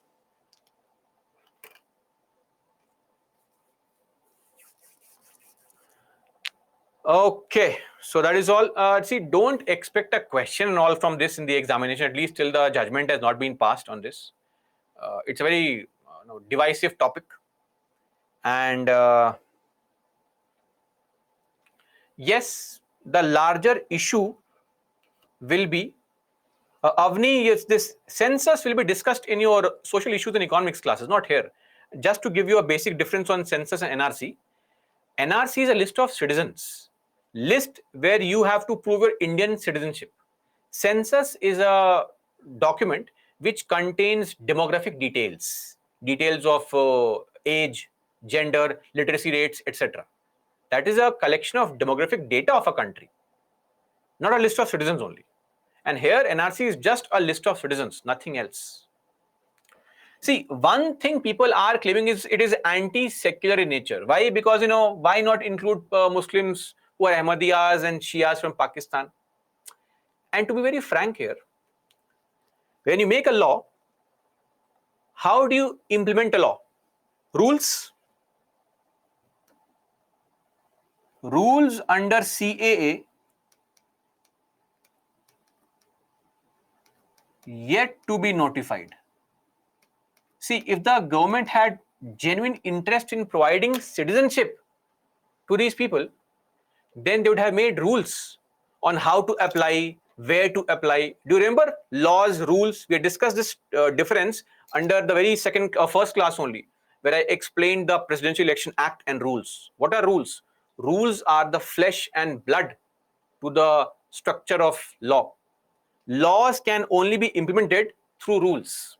So when the parliament makes a law, like say I gave the example also of this Motor Vehicles Act. If the parliament makes a law that under section 127 of MVA, it's mandatory for everyone who's riding a two-wheeler to wear a helmet, then you are the officer of the government. If today somebody comes to you wearing a paper helmet, saying this is my helmet, the law says wear a helmet, this is my helmet, you'll say of course not. You have to make rules. What material can the helmet be? Can it be of fiber? Can it be of diamond, gold, steel, whatever? So rules are made to implement the law properly. Parliament cannot go into details of all these things. Executive, government makes rules. So if the government's intentions were right, that we want to help the people truly, help them, and that is why we have made a law, they would have made rules quickly. It's been more than 3 years now. Yes, more than 3 years now, and no rules have been made.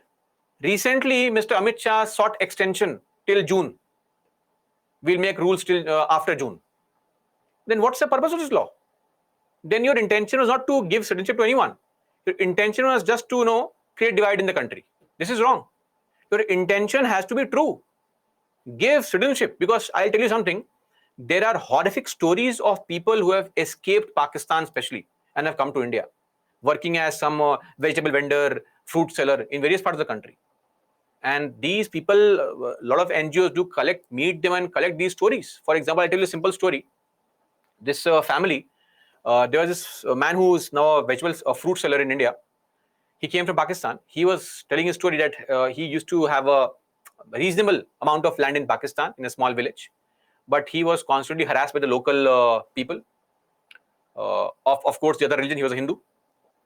And the local goons, they raped his wife, and they forced the couple to bear the child, not even abort the child. This happened for almost 5 years. Finally escaped from Pakistan with his 4 children and wife. None of the children belong to him actually, but still, and now he's living in India. This is one example of the amount of atrocities being committed on various people in such countries. Yesterday, I told the example of how Pakistani army committed atrocities on its own people in East Pakistan. So this is the level, right? Of course, they need help. But my point is our government actually giving help, or is it just playing politics? That line has to be very clear. Till now, we feel it's just politics, because if not a single person is getting benefit, then what is the whole point of this law? And of course, the last point is OCI card cancellation. Ground is very vague. So you make the statement that OCI card can be cancelled on any law. What law? Spitting on the road. If somebody spits on the road, cancel the card. That is too harsh. We have to ensure that the laws you break are strict laws. Heinous crimes involved in robbery, act of corruption, these things, not petty offenses. So at least come up with the list of offenses which would be, if broken, result in your card cancellation. That's it. Apart from this, let's hope the government better sense prevails in them and they make laws as quickly as possible, rules as quickly as possible, and then CA can be implemented. That's it. That's all as far as CA is concerned, and we are done with citizenship. This topic is a low priority topic, right? So not many questions. Sometimes a question here and there can be asked in the examination. Mains based question, unlikely. In the interview, they can ask for your stand. Please don't say anything. You can simply say, the law as per the Constitution does not seem to violate our fundamental rights. However, the government can in future do more for the persecuted people in other countries from other communities also. In the meantime, we should try to provide rules as quickly as possible. So you are with the government and also giving suggestion to the government. Are we clear on this? See, this word secular means equal treatment for all religions. So anti would mean what? Unequal treatment for all religions, which is what is happening here. Okay, so Baldev, Sushri, anti-secular, clear? Vijay, you have watched some YouTube movies of some right-wingers. Can we form Akhand Bharat? What do you mean by Akhand Bharat is also a bigger question. So, and would you really want to control areas of Pakistan right now, considering the problem that it has? Of course not. So you have to understand, just because we want Akhand Bharat, should we capture Pakistan now? That country will fail, don't worry.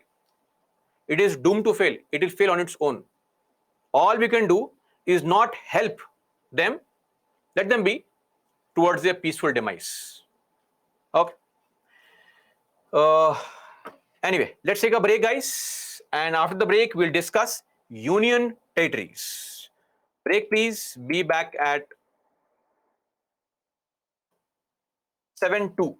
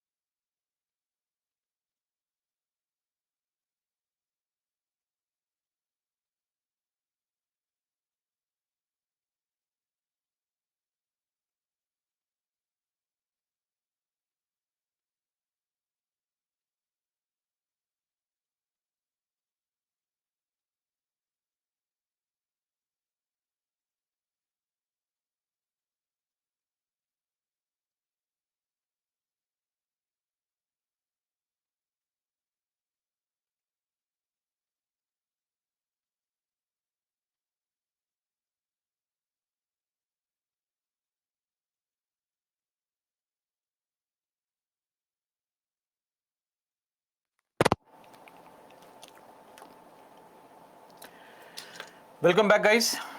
2 minutes of extra or 3 minutes of extra break and extra enjoyment.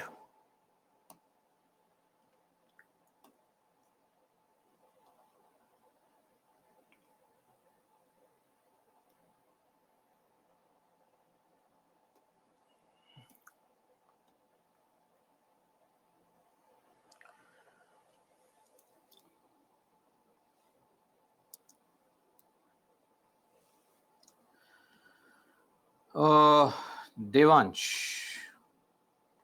In Nabam Rabia, Supreme Court ruled that the governor can summon prorogue dissolve house only on the aid and advice of Council of Ministers.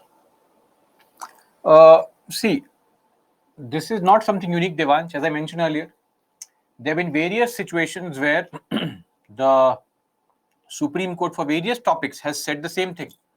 So, Nabam Rabia, I know if some website or UPSC mentioned it, it becomes important. Not really. This is a very unimportant case, because this has historically been the stand of Supreme Courts, that governors are bound by the advice of Council of Ministers. As simple as that, even though it's not mentioned there. That is why our stand is very clear. In a parliamentary setup, we have to always strictly follow this. Advice is binding. That is the whole concept of parliamentary setup.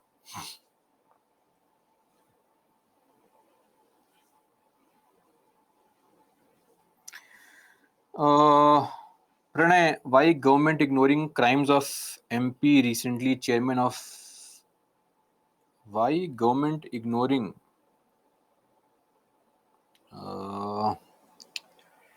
FIR has been registered now. Let the inquiry be conducted and all. If you use these words like crime of chairman of Wrestling Federation, this would mean that you've already accepted that he's wrong. So let us, at least as UPSC aspirants, not feel in this fashion that he is wrong. We never know all these things.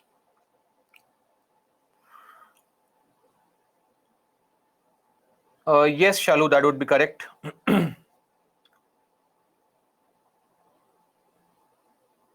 Lavanya, these were countries which were largely a part of India and of course neighboring, and these were the countries from where we saw the Hindus, etc., coming to India. That is why. Sarafuddin, not important. Ignore it. Anand Padmanabhan, sir, whether there's document stating migrants' entry date. Yes. Government keeps a track of all the people who come to India, and if you are an illegal migrant and you have evidence to prove that you entered India on that date, you have to show the evidence. The point is that you have to prove all these things, and then you can get the benefit of citizenship eventually.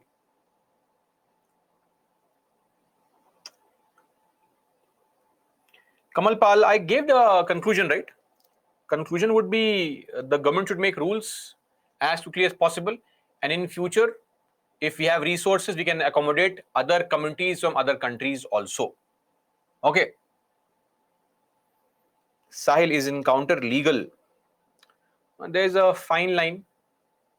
If you are taking somebody to the court and the person turns hostile and tries to attack you, and while saving yourself, if you kill the person, of course it's self-defense. But is this what is happening every time? Doubtful.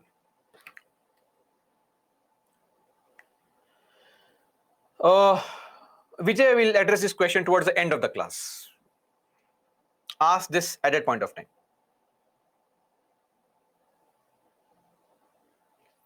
Sushri, if they commit a crime, then there is a case being filed. The crime of illegally entering India, that will be removed if they get citizenship, not other crimes.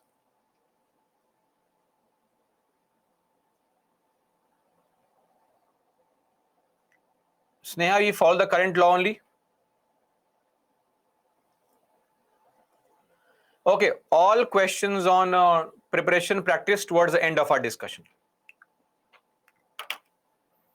Why would I have an opinion on Brij Bhushan case? See, for everyone here, let me also, just to interrupt, tell you two things. Number one, I find this now, because of lot of YouTube videos available from various sides of the argument and all, we tend to frame our arguments very quickly.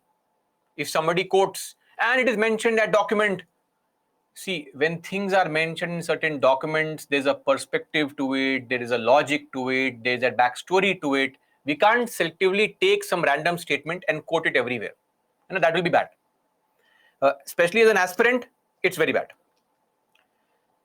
Secondly, in this subpart only, we also have a cognitive bias, meaning once we get some information and we make up our mind on it, we try to collect only that information which suits our mental framework, which suits our line of the argument.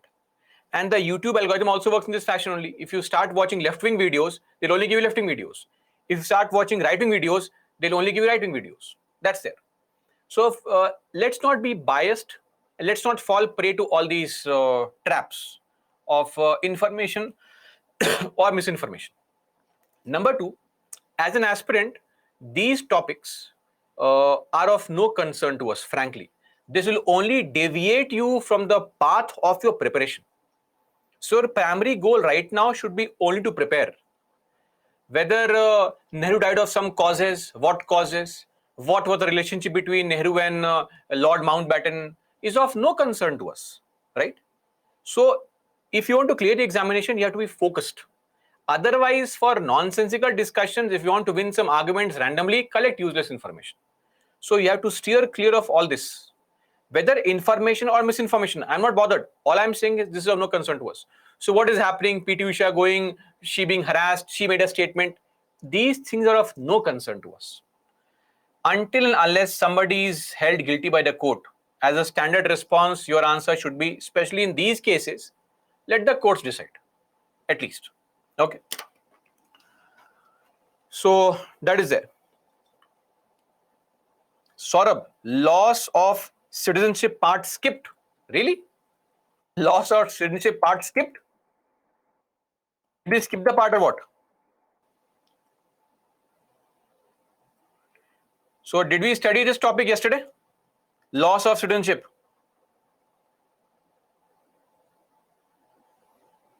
People are saying yes, this means we have covered this. I showed this slide also yesterday. I don't know where you were, but I mentioned this slide where we have unnecessary information only meant for those who want to mug up this information. We have covered this already in the 2 slides earlier. Anyway, so this is of no importance to all those who are preparing for UPSC, but for others who want to know information or just want to cross-check something, want to exactly know something, feel free. You can look at all these things. Okay. So renunciation, termination, and this is deprivation done for naturalization and registration only. Are we clear on this? Okay. Now coming to union territories. Territories controlled directly by the union. So right from day one, some of you may have had some issues. Or what is this UT? UT? What is so special? So let me tell you, UT is not a state. States have a state list where they can make laws. There is no list for UTs. UTs primarily, as the name suggests, are territories which are controlled by the union. Part 8, Articles 239 to 241. How many UTs do we have? 8 UTs. You would know all of them. So starting with Ladakh, Jammu and Kashmir, Delhi and Chandigarh. 4 UTs. Next, one more thing. In your school days, you must have read Dadra and Nagar Haveli and Daman and Diu are 2 separate UTs, but they have been merged.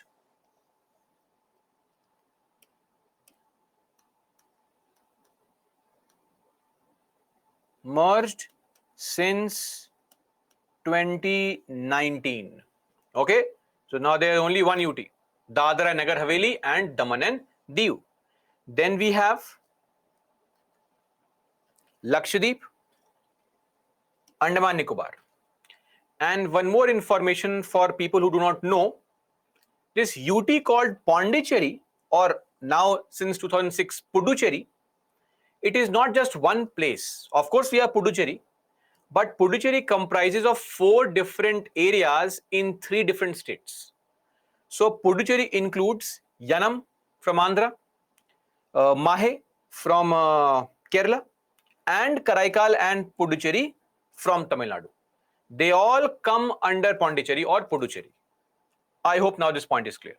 Okay, so Puducherry is consists of 4 different areas in 3 different states. So 4 here, Dadra Nagar Haveli, Puducherry, Lakshadweep, Andaman, and 4 there, meaning total 8. This is a list of 8 union territories. Now, one more question which can be asked is why? Why UT? Why not state only? What's this nonsense of UT and all? Difficult for us to understand, study, complication. So, though these areas in a country which are controlled by the center only are there in various countries. What is the reason? There are 2 reasons. Special care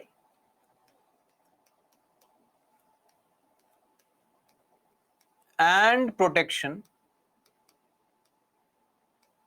of tribals. दूसरा, lack of financial viability. So in certain areas,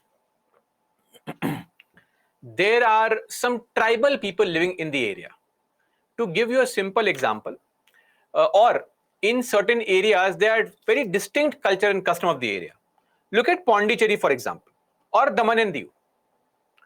Pondicherry comprises of Mahe, Karaikal, Yanam, etc. 4 different areas, but controlled by French and largely having a distinct culture, food, way of life. Now imagine Yanam being made a part of Andhra Pradesh. The overall influence of Andhra Pradesh would be overwhelmingly huge on Yanam, making it lose its original identity. Right? Same goes for Karaikal, same goes for Mahe.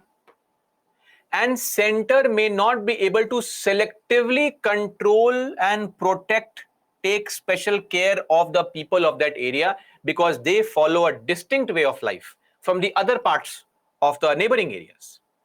That is why special care, sending funds, better control, etc. Now, Rishabh, why they were under French control? History classes, okay? So that will study in the history classes, how Chandel Nagar and all these were controlled and what happened later on for your modern history classes. In India, why do we have UTs? There are multiple reasons. Number 1, national capital. So the example is Delhi. NCT of Delhi. So for those who don't know, you can Google search for it. National Capital Territory of Delhi. NCT stands for National Capital Territory of Delhi. Number 2 is strategic reasons. Some areas need to be controlled by the central government. States don't have armed forces. Strategic reasons. Andaman and Nicobar, Lakshadweep, Jammu and Kashmir. We need central control. Then sometimes some areas face a territorial dispute. 2 states make a claim. Center says, belongs to nobody, belongs to me, give it to me. Chandigarh. When Punjab was bifurcated into Punjab and Haryana, 1966, Chandigarh became a bone of contention. So center said, wait, stop fighting, give it to me, UT, common capital. The same argument was being put forward by Hyderabad, Andhra also. Let's make Hyderabad a common capital. But Chandigarh is basically at the border. Hyderabad is inside Telangana. So that would not be possible.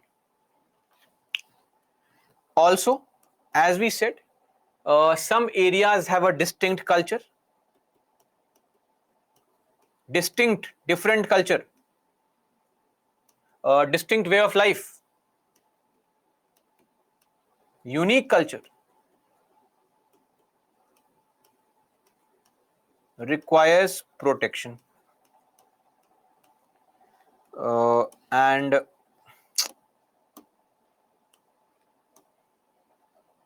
here you can have examples of Pondicherry, Dadra and Nagar Haveli, even Ladakh. I hope you now understand why India has union territories. You can also add things like Andaman Nicobar here also, Lakshadweep here also. Okay.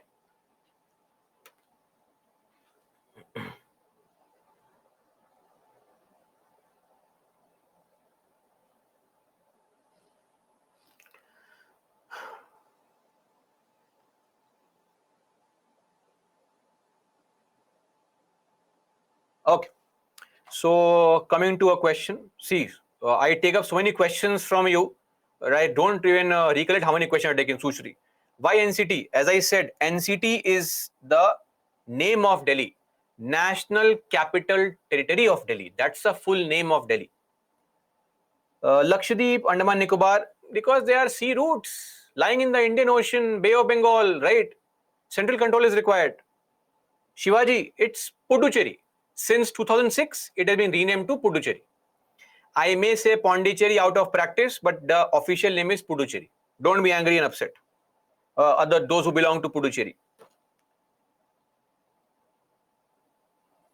Abhishek, geographical uniqueness may not be a criteria because we want central control. So why do we need central control?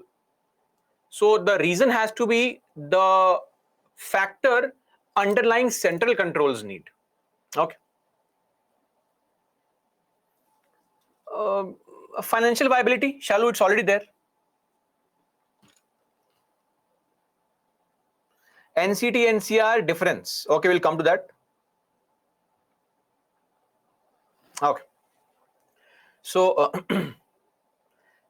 Racha 1966, not important. I hope now you understand why we have UTs. This is the reason why we have UTs. Coming to Article 239. What is this Article 239? It says, save as in otherwise mentioned by Parliament by law. If the Parliament makes a law and mentions something, then that's different. Otherwise, every UT shall be administered by the President. Administered by the President.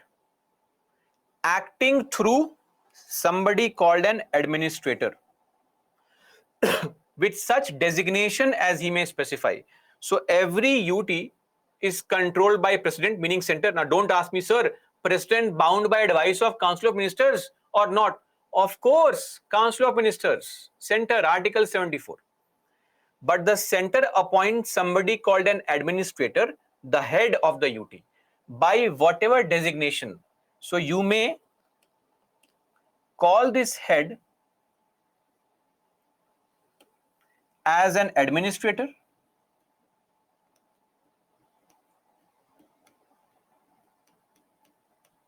okay. You may also call this head as Lieutenant Governor. Lieutenant is the spelling, Lieutenant, Lieutenant Governor, LG. It is just nomenclature, no hidden agenda or reason. Appointed by him with such designation as he may specify. That's it. So in some UTs, the head is called administrator, like Chandigarh, like Lakshadweep, like Dadra and Nagar Haveli. And in all other 5 UTs, the administrator is called LG. Are we clear? It's just a way of naming somebody, nothing hidden here. Clear? Now comes a very important question. Enough of your question. Now you answer my question. Where have you seen this particular topic? This article has already been explained to you earlier. Please read and let me know where. Revision time. Dangerous time.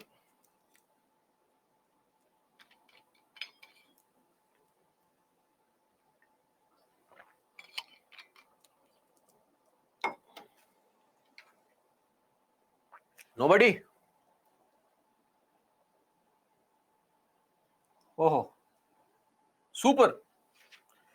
Let me read some answers. Or somebody is saying Article 239. It's mentioned here. Powers of President, Article 1, 246.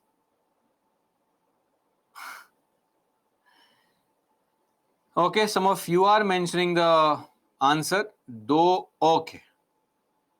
Ravi and Bhavna, Janvi, Abhijit, few of you have mentioned the exact answer. Vaishna, others, what is happening here? This was taught to you under the topic governor under a special provision, the explicit powers of the governor. The discretion of governor, two kind of powers, implicit and explicit. I had mentioned, mug up those points. Clearly, the topic has not been taken up seriously by you. Okay? Governor, don't say governor chapter. It is mentioned governor. The exact point. So, this article simply says that the governor, if he is given the task of managing a neighboring UT, then he manages the neighboring UT on his own. Example, Punjab. If the Punjab governor is made the administrator of Chandigarh also, then while he is administering Punjab, he is the head, but is bound by the advice of Council of Ministers of Punjab. But when he administers Chandigarh, he acts independently. Are we clear? Hey, don't ask which article. Article is mentioned here only. Article 239, clause 2. Are we clear? Everybody, is it okay? Did we feel slightly bad about it? That we did not revise properly? Weekend, enough of motivation. Acha, one more thing, guys. I'll explain again, don't worry. It has come to my notice recently also that a lot of you are not taking these tests on Saturday. Why is it so? Can you please give the reason first? Why this busy schedule? You can't take out time of half an hour, 1 hour for the tests?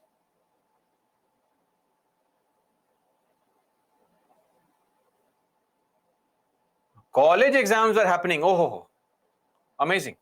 As if we studied day in, day out for college examinations, right? For the past 3-4 weeks, we are studying. So don't give this excuse. Secondly, coming to marks, what is the purpose? Don't worry. Marks are of no concern. The purpose of test is to get a reality check, get questions, practice, right answers. So please, my advice would be take these tests. Okay, don't skip on these tests. They will only incorporate a sense of confidence and also will pressurize you into revising things. It'll hardly take some time. So please, at least take an attempt. So don't panic. Take the test regularly. Okay. So as I said again, I'll explain this point. Let's assume the governor of Punjab. I am the governor of Punjab. The central government tells me, listen, you also manage UT of Chandigarh. Okay, I say very good. While being the governor of Punjab, for Punjab, I am bound by the advice of the ministers of Punjab, right? But since I am given the task of also being the administrator of the adjoining UT of Chandigarh, there I will act independently. I am bound by nobody's advice. Are we clear on this? Everyone now? No issues. This is Article 239, Clause 2. Now, some UTs, because of a larger size, too many people, they have been given a legislature.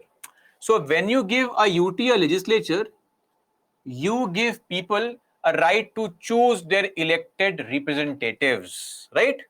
So we just give people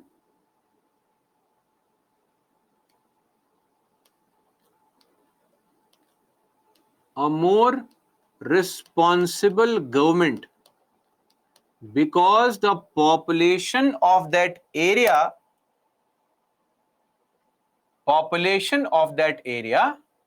is what? Too high. The center may not be able to keep a or meet the expectations of everyone. So we feel that, okay, this area we can have a lower level governance also, or maybe in the form of some legislature for them. Okay, that's the reason. So we have 3 UTs which have provisions of having a legislative assembly. So one is Pondicherry, under the provisions of Article 239 capital A. It has a legislative assembly. Pondicherry has 33 MLAs. Okay.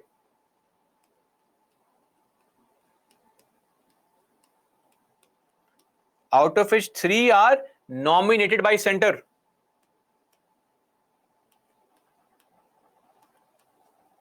We don't need to know other things. This is sufficient information. Okay. Then for Jammu and Kashmir,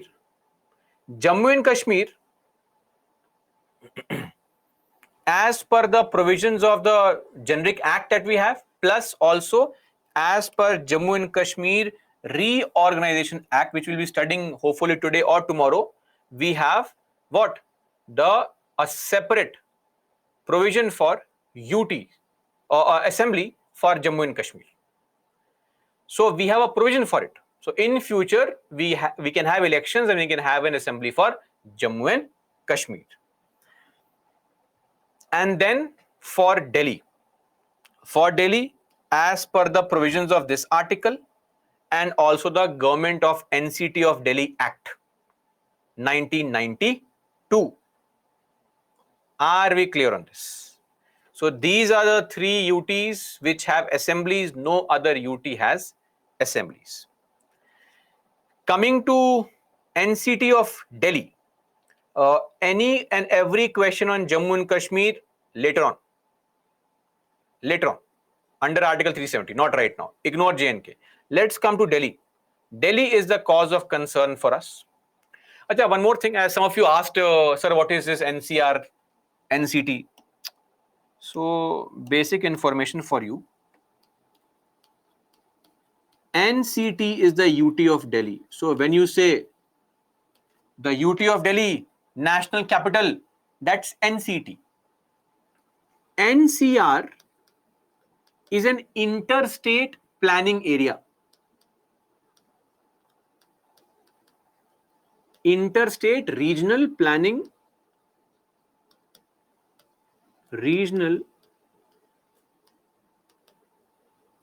area.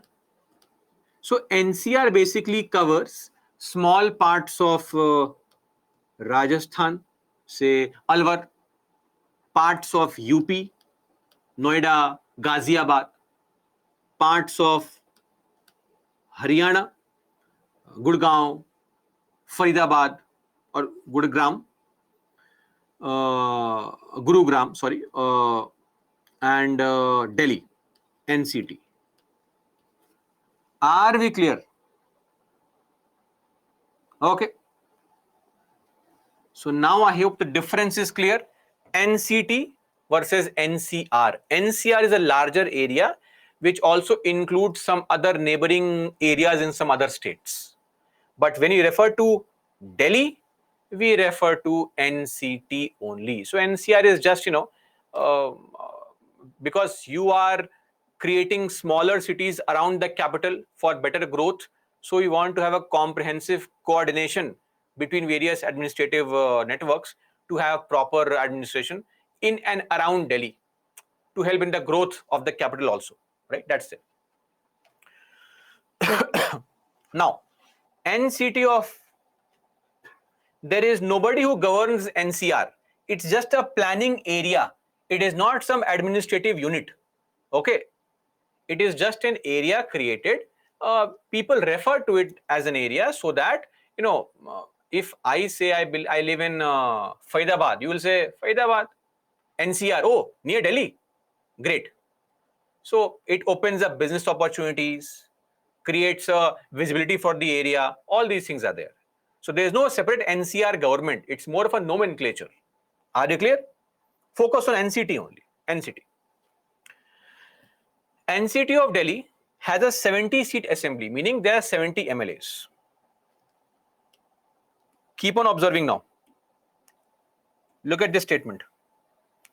CM is appointed by the president. CM is appointed not by governor, by president. In other states, who appoints the CM? The governor. But in Delhi, the CM is appointed by the what? President. Then, one more thing. In the states, you must have found that or center also, that the maximum number of ministers cannot exceed how much? 15%. Yes or no? 15%. But in case of Delhi, it is just 10%. Clear? Then, all the states in our country, they are allowed to make laws on all the topics in the state list subjects. Delhi is not. The Assembly of Delhi can make laws on matters in the state list, of course, except public order, police, and land. The NCT of Delhi, the government of Delhi, is not allowed to make laws on public order, police, and land. They belong to central government. Are we clear? That is why Delhi police, Arvind Kejriwal always keeps on shouting, Delhi police is not under my control. What can I do? I'm sorry. Right? So, but the hypocrisy is that back in 2012, when Sheila Dikshit was a chief minister and this Nirbhaya case happened in Delhi, she wrote a post on Facebook, I believe, that what can I do? Delhi police is not in my control. Why are you blaming me? Then Arvind Kejriwal said, oh, look at this Delhi chief minister shying away from responsibility, blaming the center. Come 2017-18, the same thing happened, and this time Arvind Kejriwal tweeted, what can I do? Delhi police is not in my control. Of course, Delhi police cannot be given control or cannot be given under control of this one small party there because a lot of dignitaries come from foreign countries, etc. Money is required to be spent for a quality police service there. There should be, no harassment of the central government servants, central government ministers, etc. So to prevent all this nuisance, the center controls the police in the national capital. Okay. Now, when it comes to Pondicherry, there is no such limitation. The government of Pondicherry makes laws on all state list subjects. Are we clear? It is only for Delhi that we have a difference. Now comes this issue that you must have seen, LG versus Chief Minister. But this issue has the origin in the articles only. And I'll tell you what is the problem. there shall be a council of ministers consisting of not more than 10% of the total number of members in the assembly, with the chief minister at the head, to aid and advise the LG in the exercise of his functions in relation to matters with respect to which the assembly has power to make laws. Okay. So assembly has power to make laws on whom? Or which topics? Assembly has power to make laws on state list subjects. Yes or no? Except 1 to 18. Why 1 to 18? Because public order is entry number 1 of state list. Police is entry 2 and land is entry 18. Are we clear on this? Hence I have written here 1 to 18. 1 symbolizes public order, 2 police, 18 for land. Now,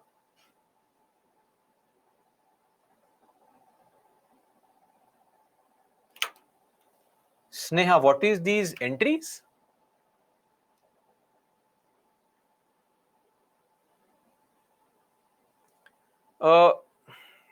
In the first class, I had discussed the 3 lists: union list, state list, concurrent list. So topics mentioned in this list are called entries, right? Are you clear, everyone? Schedule 7. Entries. Any confusion on entries?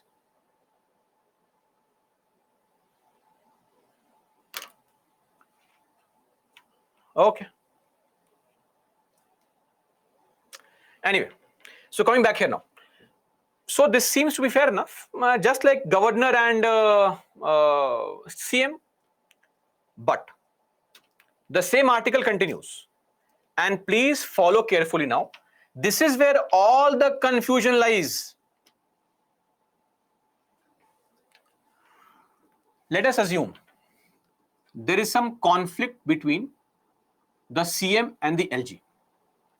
CM says, Mr. LG, why don't you sign this order? I want to purchase pink curtains. Are you aware of what is curtain? In your house, there is something called curtain to cover the windows and all. No, because if you ask me, sir, what is this curtain? Which article? There is no article. So pink curtains. Arvind Kejriwal says, sir, why I want you to sign this order? We are purchasing 2,000 curtains for all the government buildings in Delhi. LG gets this. LG says, no. Sorry. My favorite color is blue. I want blue curtains. Conflict. Difference of opinion. If there is any difference of opinion, what happens? Provided that in the case of difference of opinion between the LG and his ministers on any matter, LG shall refer it to the big boss, the president. LG will say, let the president decide. Meaning center decide. Problem solved? But. And of course, and act according to the decision given by the president. LG will act whatever the president says. But pending such a decision, now in the meantime, till the president decides, it shall be competent for the LG in any case where the matter in his opinion is urgent that it is necessary for him to take immediate action, to take such action. Are you clear? No? See, curtain issue, clear? Difference of opinion is there. LG has said that, okay, Mr. Kejriwal, you are saying pink curtains, I am saying blue curtains, we are fighting, let the president decide. But president is not a free person. She is a busy person. She has to travel here and there, enjoy her life, be the president of the country. We have to send samples, pink curtain samples, blue curtain samples. She'll say, no, firstly, I'll put both of them in my Rashtrapati Bhavan and then see which curtain is better. It takes time. In this meantime, while the president decides, LG can take a decision on that matter independently. Are you clear on this? So till the time the president is deciding, LG can take a decision on that matter. This means what? Who is more powerful? LG is more powerful. Because if I don't want to follow my CM's advice, I'll say no, different opinion. Let the president decide. And because the president will not decide immediately, she is a busy person, the central government will not decide immediately, I can act independently. See? Take such actions or to give such direction in the matter as he deems necessary. Okay? Now I'll say, sir, but it says if the matter is so urgent, is it an urgent matter? Who decides urgency? LG himself. LG will say it is very, very urgent. Sorry, without curtains, the entire government offices don't look nice. People will come to know what is happening inside, how to take corruption, how to provide service for people properly. We need curtains, right? So that's there.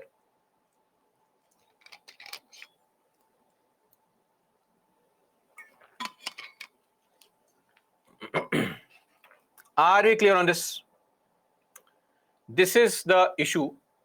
The article is framed in such a fashion that it gives a very unique kind of power to LG. If the LG wants to misuse, can misuse. So largely this was a non-issue, frankly. But then in comes the Kejriwal government. And also in comes Najib Jung, the LG. Najib Jung stood true to his name of Jung, and he had a war with Arvind Kejriwal on everything. Everything used to fight. For everything there is a difference of opinion. This matter went to the what? Delhi High Court. The provision I am talking about is only for Delhi, for no other place in the country, for no other UT, for no other state. It's only for Delhi. Now, Delhi High Court, which is normally said to be a very progressive High Court, when the matter went to Delhi High Court, the Delhi High Court did not give a good judgment. See, I'll tell you. Please also understand, you have also now read entire executive and legislature. Frankly, who should have real powers? CM or LG? CM is elected by the assembly from the people. LG is an appointed authority like a governor. The real power in the parliamentary system should always lie with an elected person, not an appointed person. But Delhi High Court said that LG has complete control of all matters regarding NCT of Delhi. So Delhi High Court basically said that the Chief Minister will have all the responsibility to perform the functions, but without any authority. And here comes LG, who has no responsibility, but has all the authority. Authority without responsibility. Is it fair? It is not fair. I mean, you are saying, see, if CM does not have real powers, how will he or she live up to or meet the expectations of people? People have voted for an elected government, a representative government. They want their problems addressed. But the CM cannot solve the problem because LG decides ultimately. Then I, as a chief minister, have all the responsibility to perform functions, accountability towards the people, but no authority. Whereas the LG, people will not question LG. And what have you done? People will come and question me only as a CM. LG has all the authority without any responsibility. This became the problem. Harshdeep, Sai Dinesh, what is this question mark? LG, what is the question mark?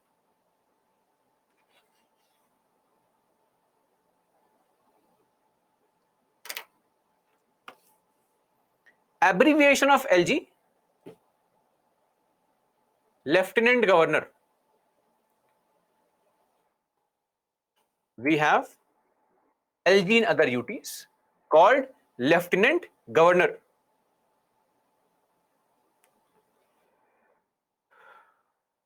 Okay. Now, this matter, when this judgment came from Delhi High Court, this matter went to Supreme Court. In 2018, Supreme Court gave a judgment, rectified the Delhi High Court order also.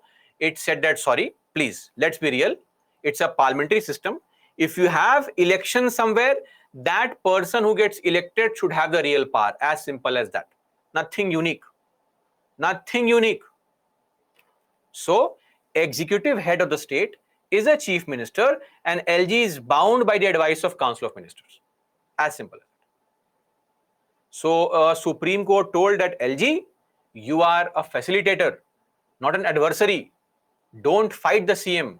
Help him in providing governance effectively. That's your role, right? So, this is there. Pranay, there is no such difference, etc. Governor's discretion to reserve a bill is based on very specific criteria. Unlike this, any in case of difference of opinion.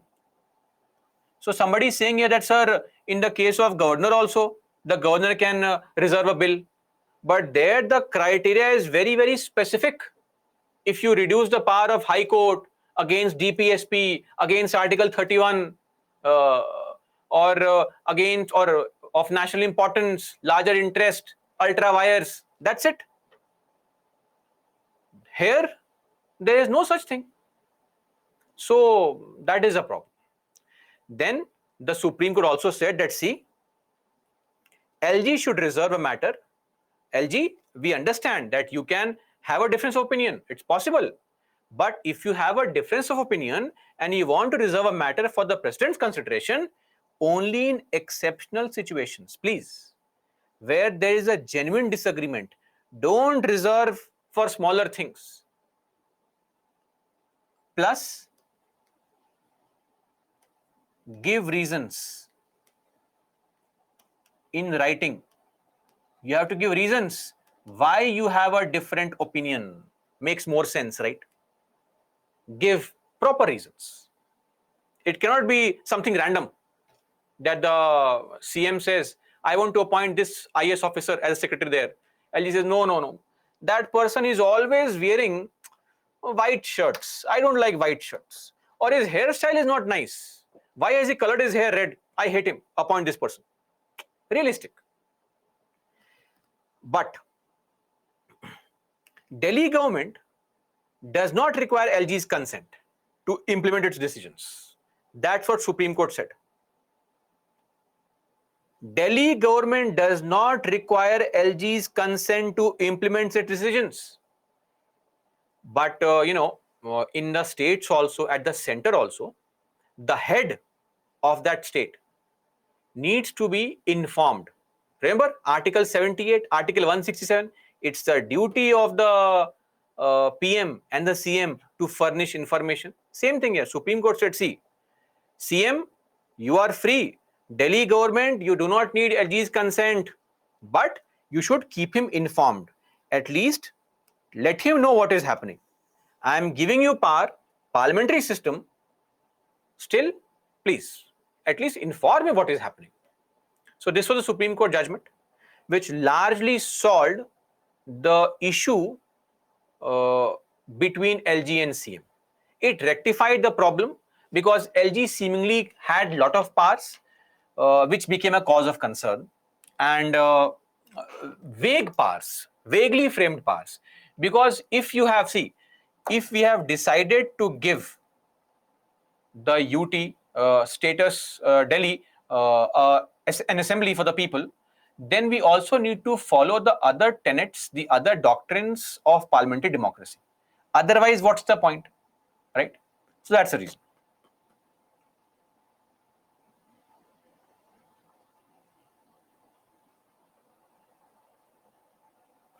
Why Delhi has a assembly? Delhi has assembly because of too many people. Center may not be able to handle those many people providing governance. That is why.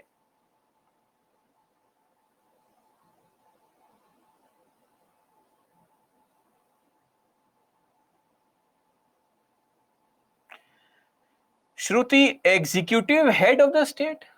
Executive head here refers to the person who performs the task. Head of state, not executive. Executive meaning somebody who is performing the task is called an executive head. This statement is correct. Okay. Shalu, the same criteria for appointing a governor. Okay. Are we all clear so far? Is the Supreme Court judgment clear for everyone? In 2018, Supreme Court provided for this judgment, trying to solve the problem between the LG and the Chief Minister. Whenever problems are solved, right, somebody somewhere will have some issue. Don't form conclusion. Don't form conclusion. Just wait. Matter is not over. When the Supreme Court judgment came, central government said, oh, 2018 judgment has come. Great. In 2021, the central government, that is the parliament, modified the Government of NCT of Delhi Act. And it said, we want to promote harmonious relations between the legislature and the executive. Such noble thoughts of our central government. We always make all these statements that central government is harassing. But look at this. The central government says, we want to modify the law and we want to, create harmony between the LG and the Chief Minister. Also, giving effect to the interpretation made by Supreme Court in 2018 judgment. We also want to incorporate the 2018 judgment in the law. Clear? Can we understand the reason for this modification? Okay.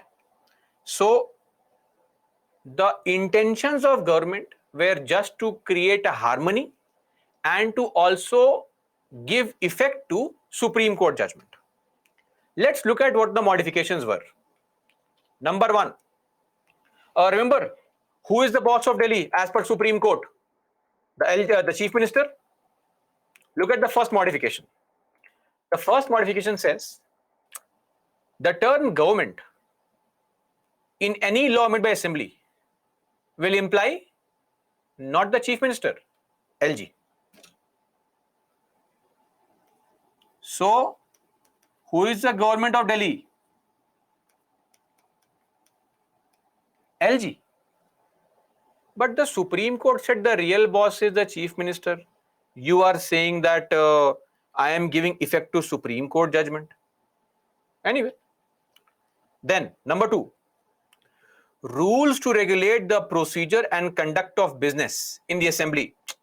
Like we have Lok Sabha rules, yes or no? We have Rajya Sabha rules, assembly rules. So the law modification said the assembly rules of Delhi should be in consistence with the Lok Sabha rules. Any state's assembly rules should be consistent with the constitution. Why assembly Lok Sabha rules? Trying to showcase that, see, You are under us, please remain under us only. Now comes the amazing provision. Tell me something. We have discussed this point so many times. Why do we have a parliament? To keep a check on the government, right? Asking questions, question hour, 0 hour, this hour, that hour, parliamentary proceedings, half an hour, all these things, right? That's the purpose of the parliament, elected body, to question the government, holding it accountable, right? Read this modification. The act prohibits the assembly from making any rule to enable itself or its committee to consider the matters of day-to-day administration of Delhi. So assembly cannot question the Delhi government, cannot conduct an inquiry with respect to any administrative decisions. Imagine today a law is passed by parliament saying parliament cannot question government of India. What is the purpose of parliament then? To just fight and argue and shout and abuse each other for public's fun. The real purpose of parliament is to question the government. You are making a law saying, sorry, Delhi Assembly cannot question the government of Delhi. And who is the government of Delhi? LG, appointed by center. So very clever tool to take away the power from the legislative assembly. And look at this amazing line. On certain matters, which matters? As specified by LG only. LG will decide. His opinion must be obtained before taking any executive action. Really? But the Supreme Court judgment said Delhi government does not require LG's consent. But here you are saying I am giving effect to Supreme Court judgment only, and you are saying sorry. On some matters, it is mandatory for the Delhi Chief Minister to take the LG's consent. Why? Then you have gone back to the same concept. LG is the real boss. These were the modifications made by the government. And lastly, one more thing. There are certain situations where LG should also reserve the bill for the President's consideration. Any bill which diminishes the powers of the High Court of Delhi. If the President asks for a bill to be reserved. Listen, one more thing. If the Delhi Assembly tries to increase their salary of MLAs, etc., such bills have to be reserved for central government. Then relating to official languages and matters which are outside the powers of Assembly of Delhi. What kind of modifications are these? What kind of modifications are these? They are directly opposed to the Supreme Court judgment. Where is the harmony? We had solved the problem. The problem was solved by Supreme Court. Again, the same issue has been brought by the Parliament, this time through a separate law. Okay. So this is there. I hope this point is clear to everybody. I'll repeat all the points one by one. Please focus, follow strictly. Number one, the government of Delhi will now mean LG, not the Chief Minister. Number two, the rules to be followed in the Assembly of Delhi should be consistent with the Lok Sabha rules. Number two. Number three, Assembly of Delhi cannot make any rule to question the Delhi government or question any of its administrative decisions. Meaning the Assembly of Delhi cannot question Delhi government. Okay. Number four, on certain matters, if the CM gives advice, the LG or LG's opinion has to be obtained. What time frame we don't know. What matters we don't know. LG decides. So on certain matters, LG's opinion is required before that matter can be pursued further. Okay. And lastly, certain kinds of bills will be kept for the President's consideration. These are examples of those kind of bills. Are we clear on this? So, and for those excited souls who are asking, what about Supreme Court, etc. This matter is also pending in the Supreme Court. Don't worry. Okay. Like so many other matters, this matter is also pending in the Supreme Court. Okay.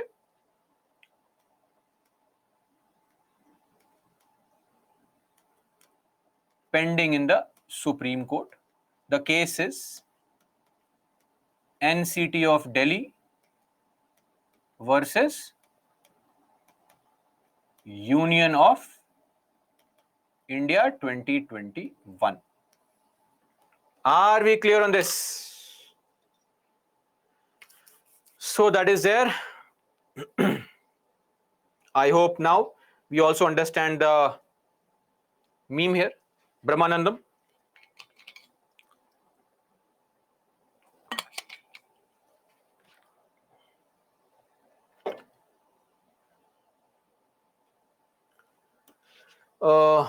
Soumya, why such matters that include or question government is always pending in Supreme Court? Because our judges have to also decide on matters of same-sex marriages with much more urgency, right? So that is a more urgent matter actually. These matters will happen on their own time. Who is bothered? What is this? Nonsense. What is CA, Article 370, NCT's issues, secondary issues, primary issues, other issues. Anyway, I did not make any negative remark against Supreme Court. I have full respect for Supreme Court. They are doing an amazing job. So, anyway, let's summarize the issues. Issue number 1, LG versus Chief Minister. It has been brought back. Number 2,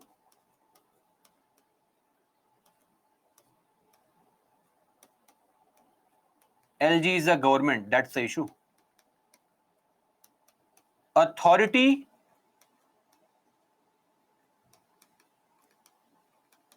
accountability issue, or we can call it mismatch.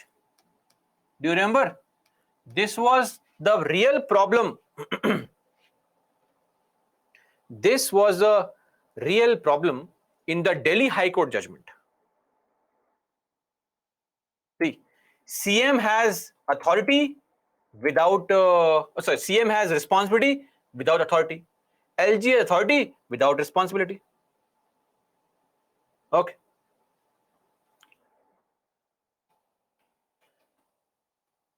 Or responsibility. Number 3, no time frame for LG to give opinion. No time frame for LG to give opinion. Number 4, and very important, the assembly is also prohibited from inquiring into the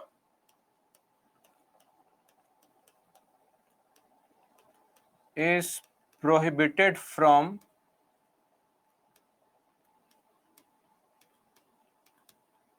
inquiring into government's activities.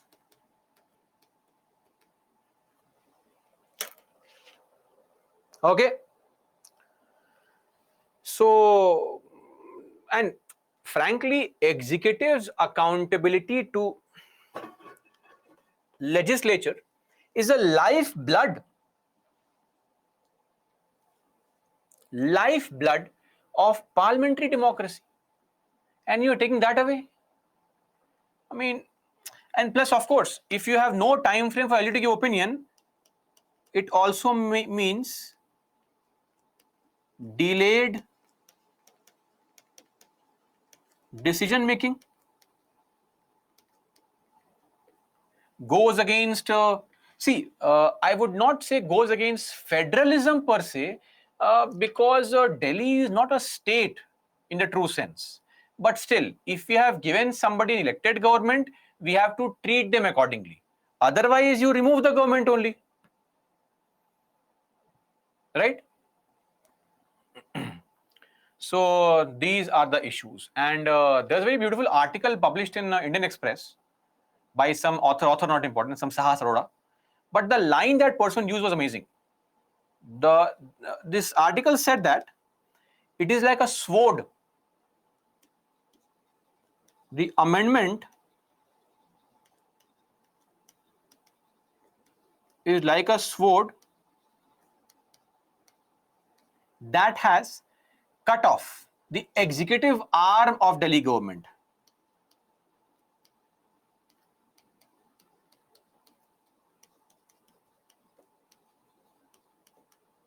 Executive arm of Delhi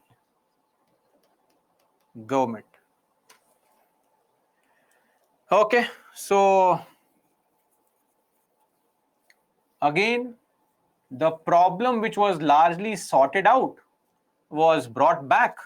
LG is the boss again, and again the same issue, the fight between LG and CM keeps on happening. Now, because there are a lot of issues that have been cropping up in the Aam Aadmi Party as well, issues and allegations of corruption, etc. See, let me tell you frankly, I don't want to sound harsh, but that's a fact.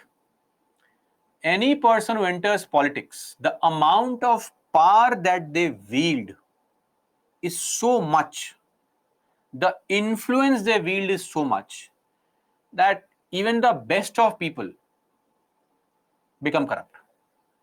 And Aam Aadmi Party does not consist of best of people, frankly. Ordinary people who wanted to make a change initially, maybe, whatever the reason may be, entering politics and all. This is not something unique.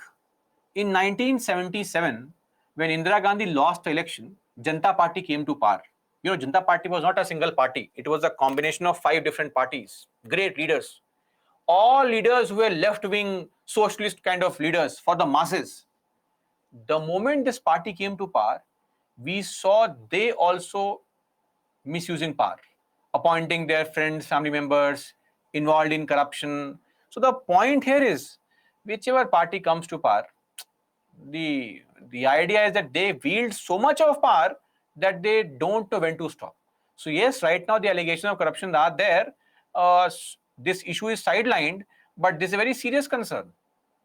Forget for a moment that we have Arvind Kejriwal as CM or somebody else as a LG. Forget that. Why should this very weird kind of law remain in the country, which creates complete confusion on who controls Delhi?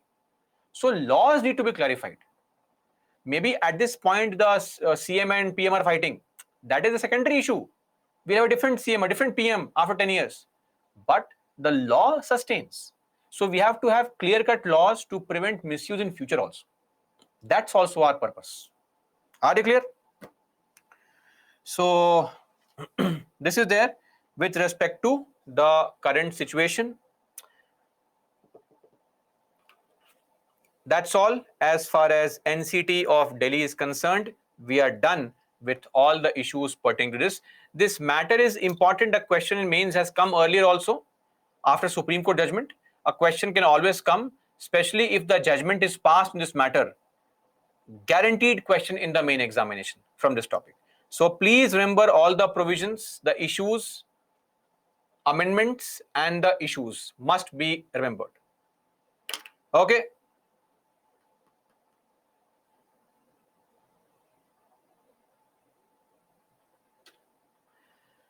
Now, coming to the next issue, that is Article 370.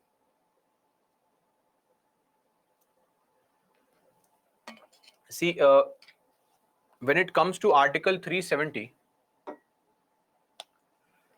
Acha, we don't have any more questions now. I'll show you the leaderboard because I want to take a poll also. So this is the final leaderboard of the day. Yatindra Kala and Dharmendra Bhatta, they still continue to be at the top. TH Kendi, Aarti Devansh, Rishan Dondor, Neil, Saurabh, Umang, Abhishek, Harsh, Rajvi, Yashika, Vaishna, and Sairaj at 3 second highest score, and then others follow. Okay. Good to see new names always in the list.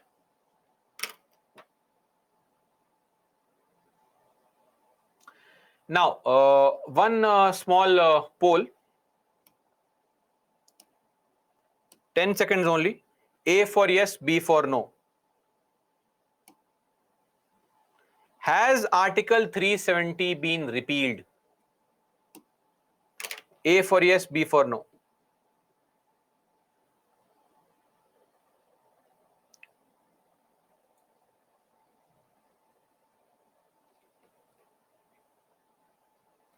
A lot of you say yes. Some say it is inactive, not fully. Okay. So a lot of you will learn something new after this class. That keeps the, it is freezed. Oh, sub judice. Interesting words being used. Okay. See, as far as Jammu and Kashmir history is concerned and all, this is best left for your IR classes and history classes, post-independence classes, not for this session.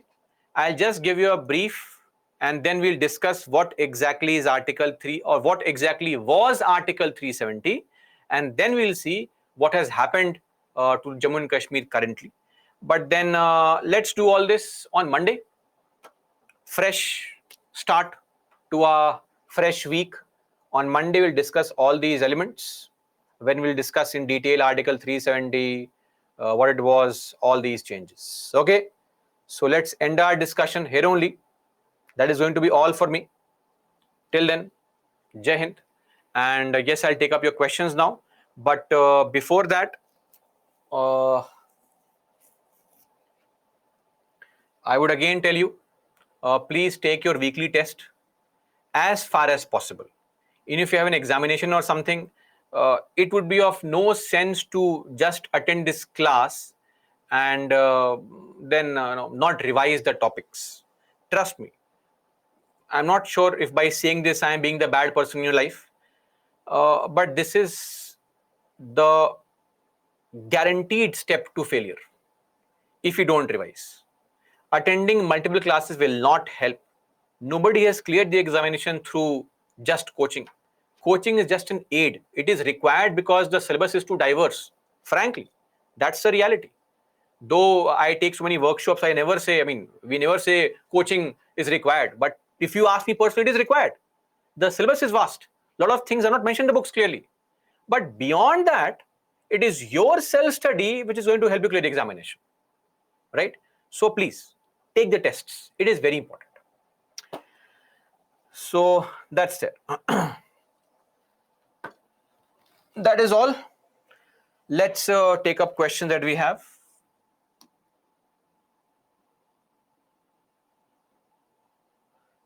All questions on Article 370 on Monday. Let us wait for Monday.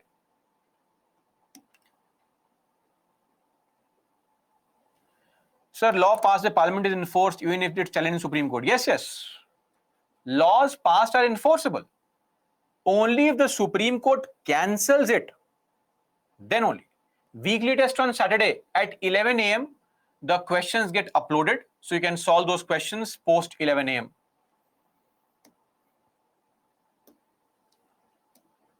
In the beginning of the class, some of you had asked some question on some preparation thing. I just forgot. Vijay. Sir, I am doing my... See, okay, two things. One, for aspirants who are full-time aspirant, meaning your only task is UPSC studies, no college, no job. For you, life is easy. 10 to 12 hours of studies are important. Okay.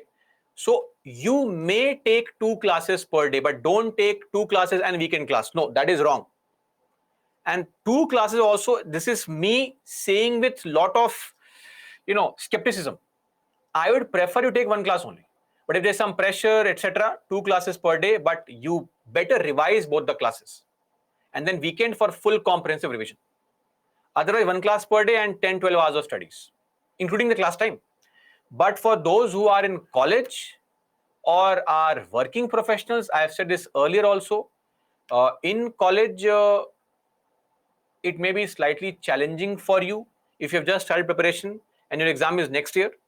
So I cannot simply guarantee that you will be selected next year only, because it would take some self studies also.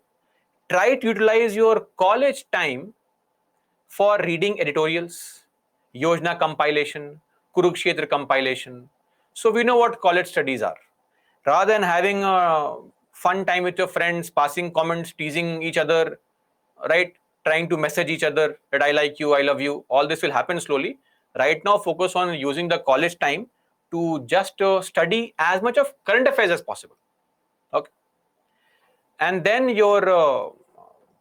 once you are back, then attend the class, early morning revise, that's it. In the weekend, try to revise a previously taught topic. That's all you can do. And of course, don't forget, one monthly magazine, 1 hour every day has to be studied. And I hope you're also studying Yojana Kurukshetra compilation, gist of Yojana Kurukshetra. So Byju's has it, you can search for it, other coaching institutes also have it, we don't care. It's your life, you can study from anywhere. Gist of Yojana Kurukshetra is very important. Please try to find some time to mug up that information also.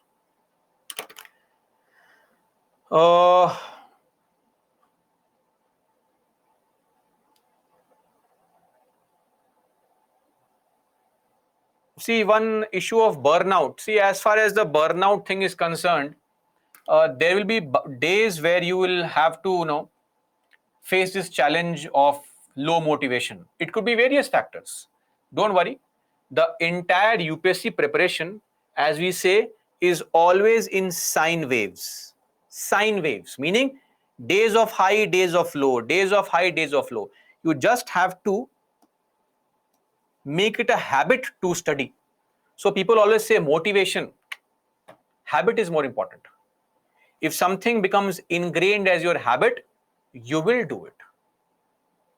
To tell you a better example from your personal life, most of you who are in relationship never want to break up because of habit and not love. Because what if you stop talking? Who will I waste my time with? It's more habit than love after a certain point of time. That is why develop a habit, fix a timetable, and your habit will force you into studying. And burnout is a part and parcel. There will be some days where you won't feel like studying. It's okay. Couple of days, say in a month, justified. 10 days in a month, not justified. Then you are just trying to find ways to skip. Nitesh, increasing answer writing speed. Answer writing speed depends on two things. One is how quickly you can assimilate your thoughts. Number two, the actual writing part of it. So if your actual writing part is slow, then the only reason could be you don't have enough practice. Your hand starts paining when you write too much. Pen can be modified for that. You can have a ball pen. You can practice writing more regularly. Secondly, if the first part is wrong, meaning you are taking too much time in thinking about the answer, then the content part is lagging behind. Then maybe you have practiced too many MCQs, not sufficient answers. So you have to also assimilate your thoughts properly. Then revising more is going to be a solution. No, as of now, don't check the time, Sakshi, it's okay. Only after 50, 60 answers, you check how much time you're taking to write the answer. Right now, just write the answer. Yes, Farufuddin, it's perfect. No problem. Restricting content. How to restrict content? See, restricting content is very easy. Don't explain. If I have been asked, like for example here, the LA is prohibited from inquiring into the government's activities, I'll simply say violation of parliamentary democracy, or violates Article 164 Clause 2 or Article 75 Clause 3. Accountability is not there. That's it. I won't explain this entire point. I'll simply say authority accountability mismatch. Most things are self-explanatory. So don't explain too much. If it comes to explaining a statement or writing more points, I would always prefer writing more points. Okay. Arvankaru, not really. I mean, you can write answers. It's okay. I mean, after 7-10 days of studies of studying a topic, selective writing can be done. It will do no harm. Yes, use PPTs to write answers, no problem. But I would prefer that you revise the topic first and then write the answer independently. Revise separately, then write independently. Don't see and write. See, optional paper, for all those who are asking for optional paper, whether it is mathematics or law or any other topic, I would prefer again if you take some coaching only, because for optional, self studies are very difficult. Your college will not prepare you for UPSC. They'll prepare you for in-depth knowledge on the topic, but UPSC examination has different setup and style of asking questions. So it seems like I'm promoting capitalism, but sadly that's the name of the game. So if money is not a concern, I would prefer that you join some optional and get done with your optional before December. One revision. So as quickly as possible, because again, you have a problem when you join some optional coaching in various institutes, batches may not be there. So please keep information in handy of what batches are there. Shalu, so why government bill which mainly against judgment of Supreme Court is not contempt of court? Contempt of court simply means the civil contempt of court, that we disobey the court's order. But Parliament can make a law and bypass the court's judgment. So we are actually making a law. We're not disobeying court's order. So that is allowed. The court can again cancel the law.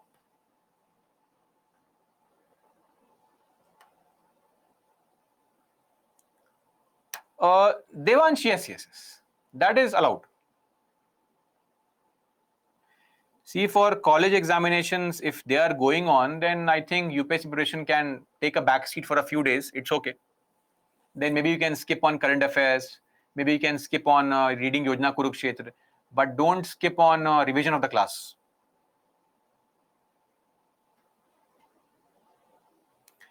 Sakshi, listening will not be enough. You have to mug up those points. 2025 again, December of 24 is a good time. But if you are studying already, why don't you join a coaching institute right now only? No, for those who are preparing for 2025, I would prefer if you join some coaching maybe end of this year. Would be better. 6 months of self-studies would be enough, excluding the exam time. Yes, you can give the test at any point of time after 11. 11 is when the test gets uploaded. So Saturday, Sunday, Monday, Tuesday, you can take the test. Questions were not checked. When did you send? They may take 3 or 4 days to check the answer.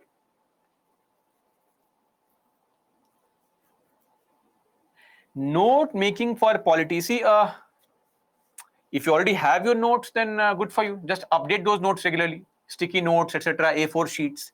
But these are already in the form of notes. So why to make your own notes separately? Especially for topics like polity and all. Not required. But if you have your notes already, just keep on updating information there.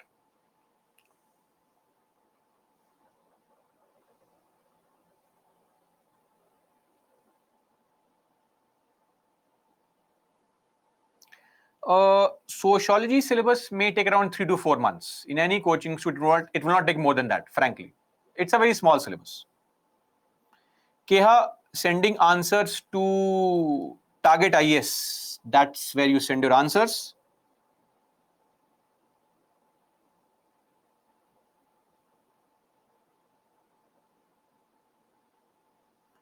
See, Sirivori and others who have a college and examination going on, this is just a small time, right? It's okay. We can ignore this situation. This is a very small duration where you have your college exams also. Otherwise, it will not be the case. So as of now, you can skip on studying current affairs too much. Focus on your college examinations.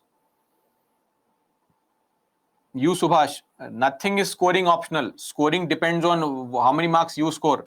How much of studies have you done?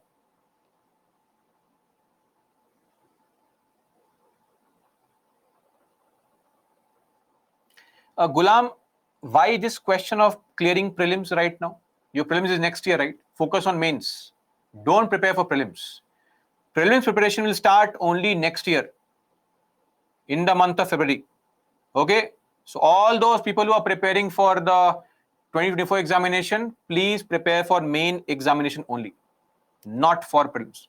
For 2023, of course, then you can go to various websites online, get mock tests of various organizations and practice those questions, as many as you can. How to choose optional? Number one is, in fact, the most important criteria to choose an optional is going to be your skill set. Can you mug up information? Are you technically sound? Or do you write answers beautifully? Number two, availability of resources, material, faculty in the market, etc. You choose one unique optional, you will have lack of resources, a big challenge. Number three, your self-interest as well, right? That's also there. Number four, if it was your graduation subject and you have full command over the basic concepts, you can go for it. So these are the factors that you need to look into when choosing your optional. Okay, so I believe that's all. We'll take up our discussion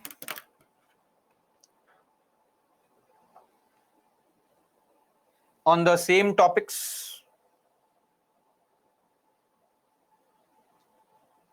Devansh, example of OCI card holder having priority. Starting a business, admission into schools, colleges, those things.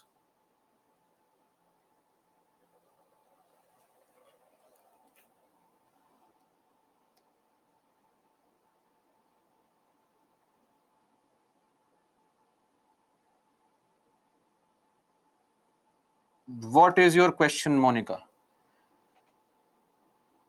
Oh, Nitesh, I took up 4 or 5 questions of yours. Please, sir, doubt is pursuing. Not required here.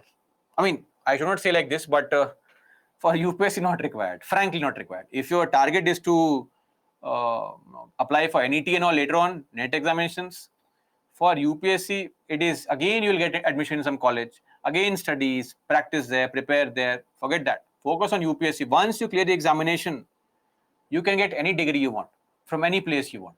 Don't worry. Is the share of Delhi government in taxes more than other states? No, not really. It's a very small amount. Not really. Okay. Again, Shalu, it would be around, in total, 10 to 12 hours. You can minus the class time from there. Okay, guys, that's it. Let's end our discussion for today. We'll meet on Monday once again to continue our discussions further. Have a great and amazing weekend. Watch movies, have fun, but also study and revise. And for those who are exams are in 23 and 24, no fun for you, just studies for you. Okay, that's all for me, guys. Jai Hind.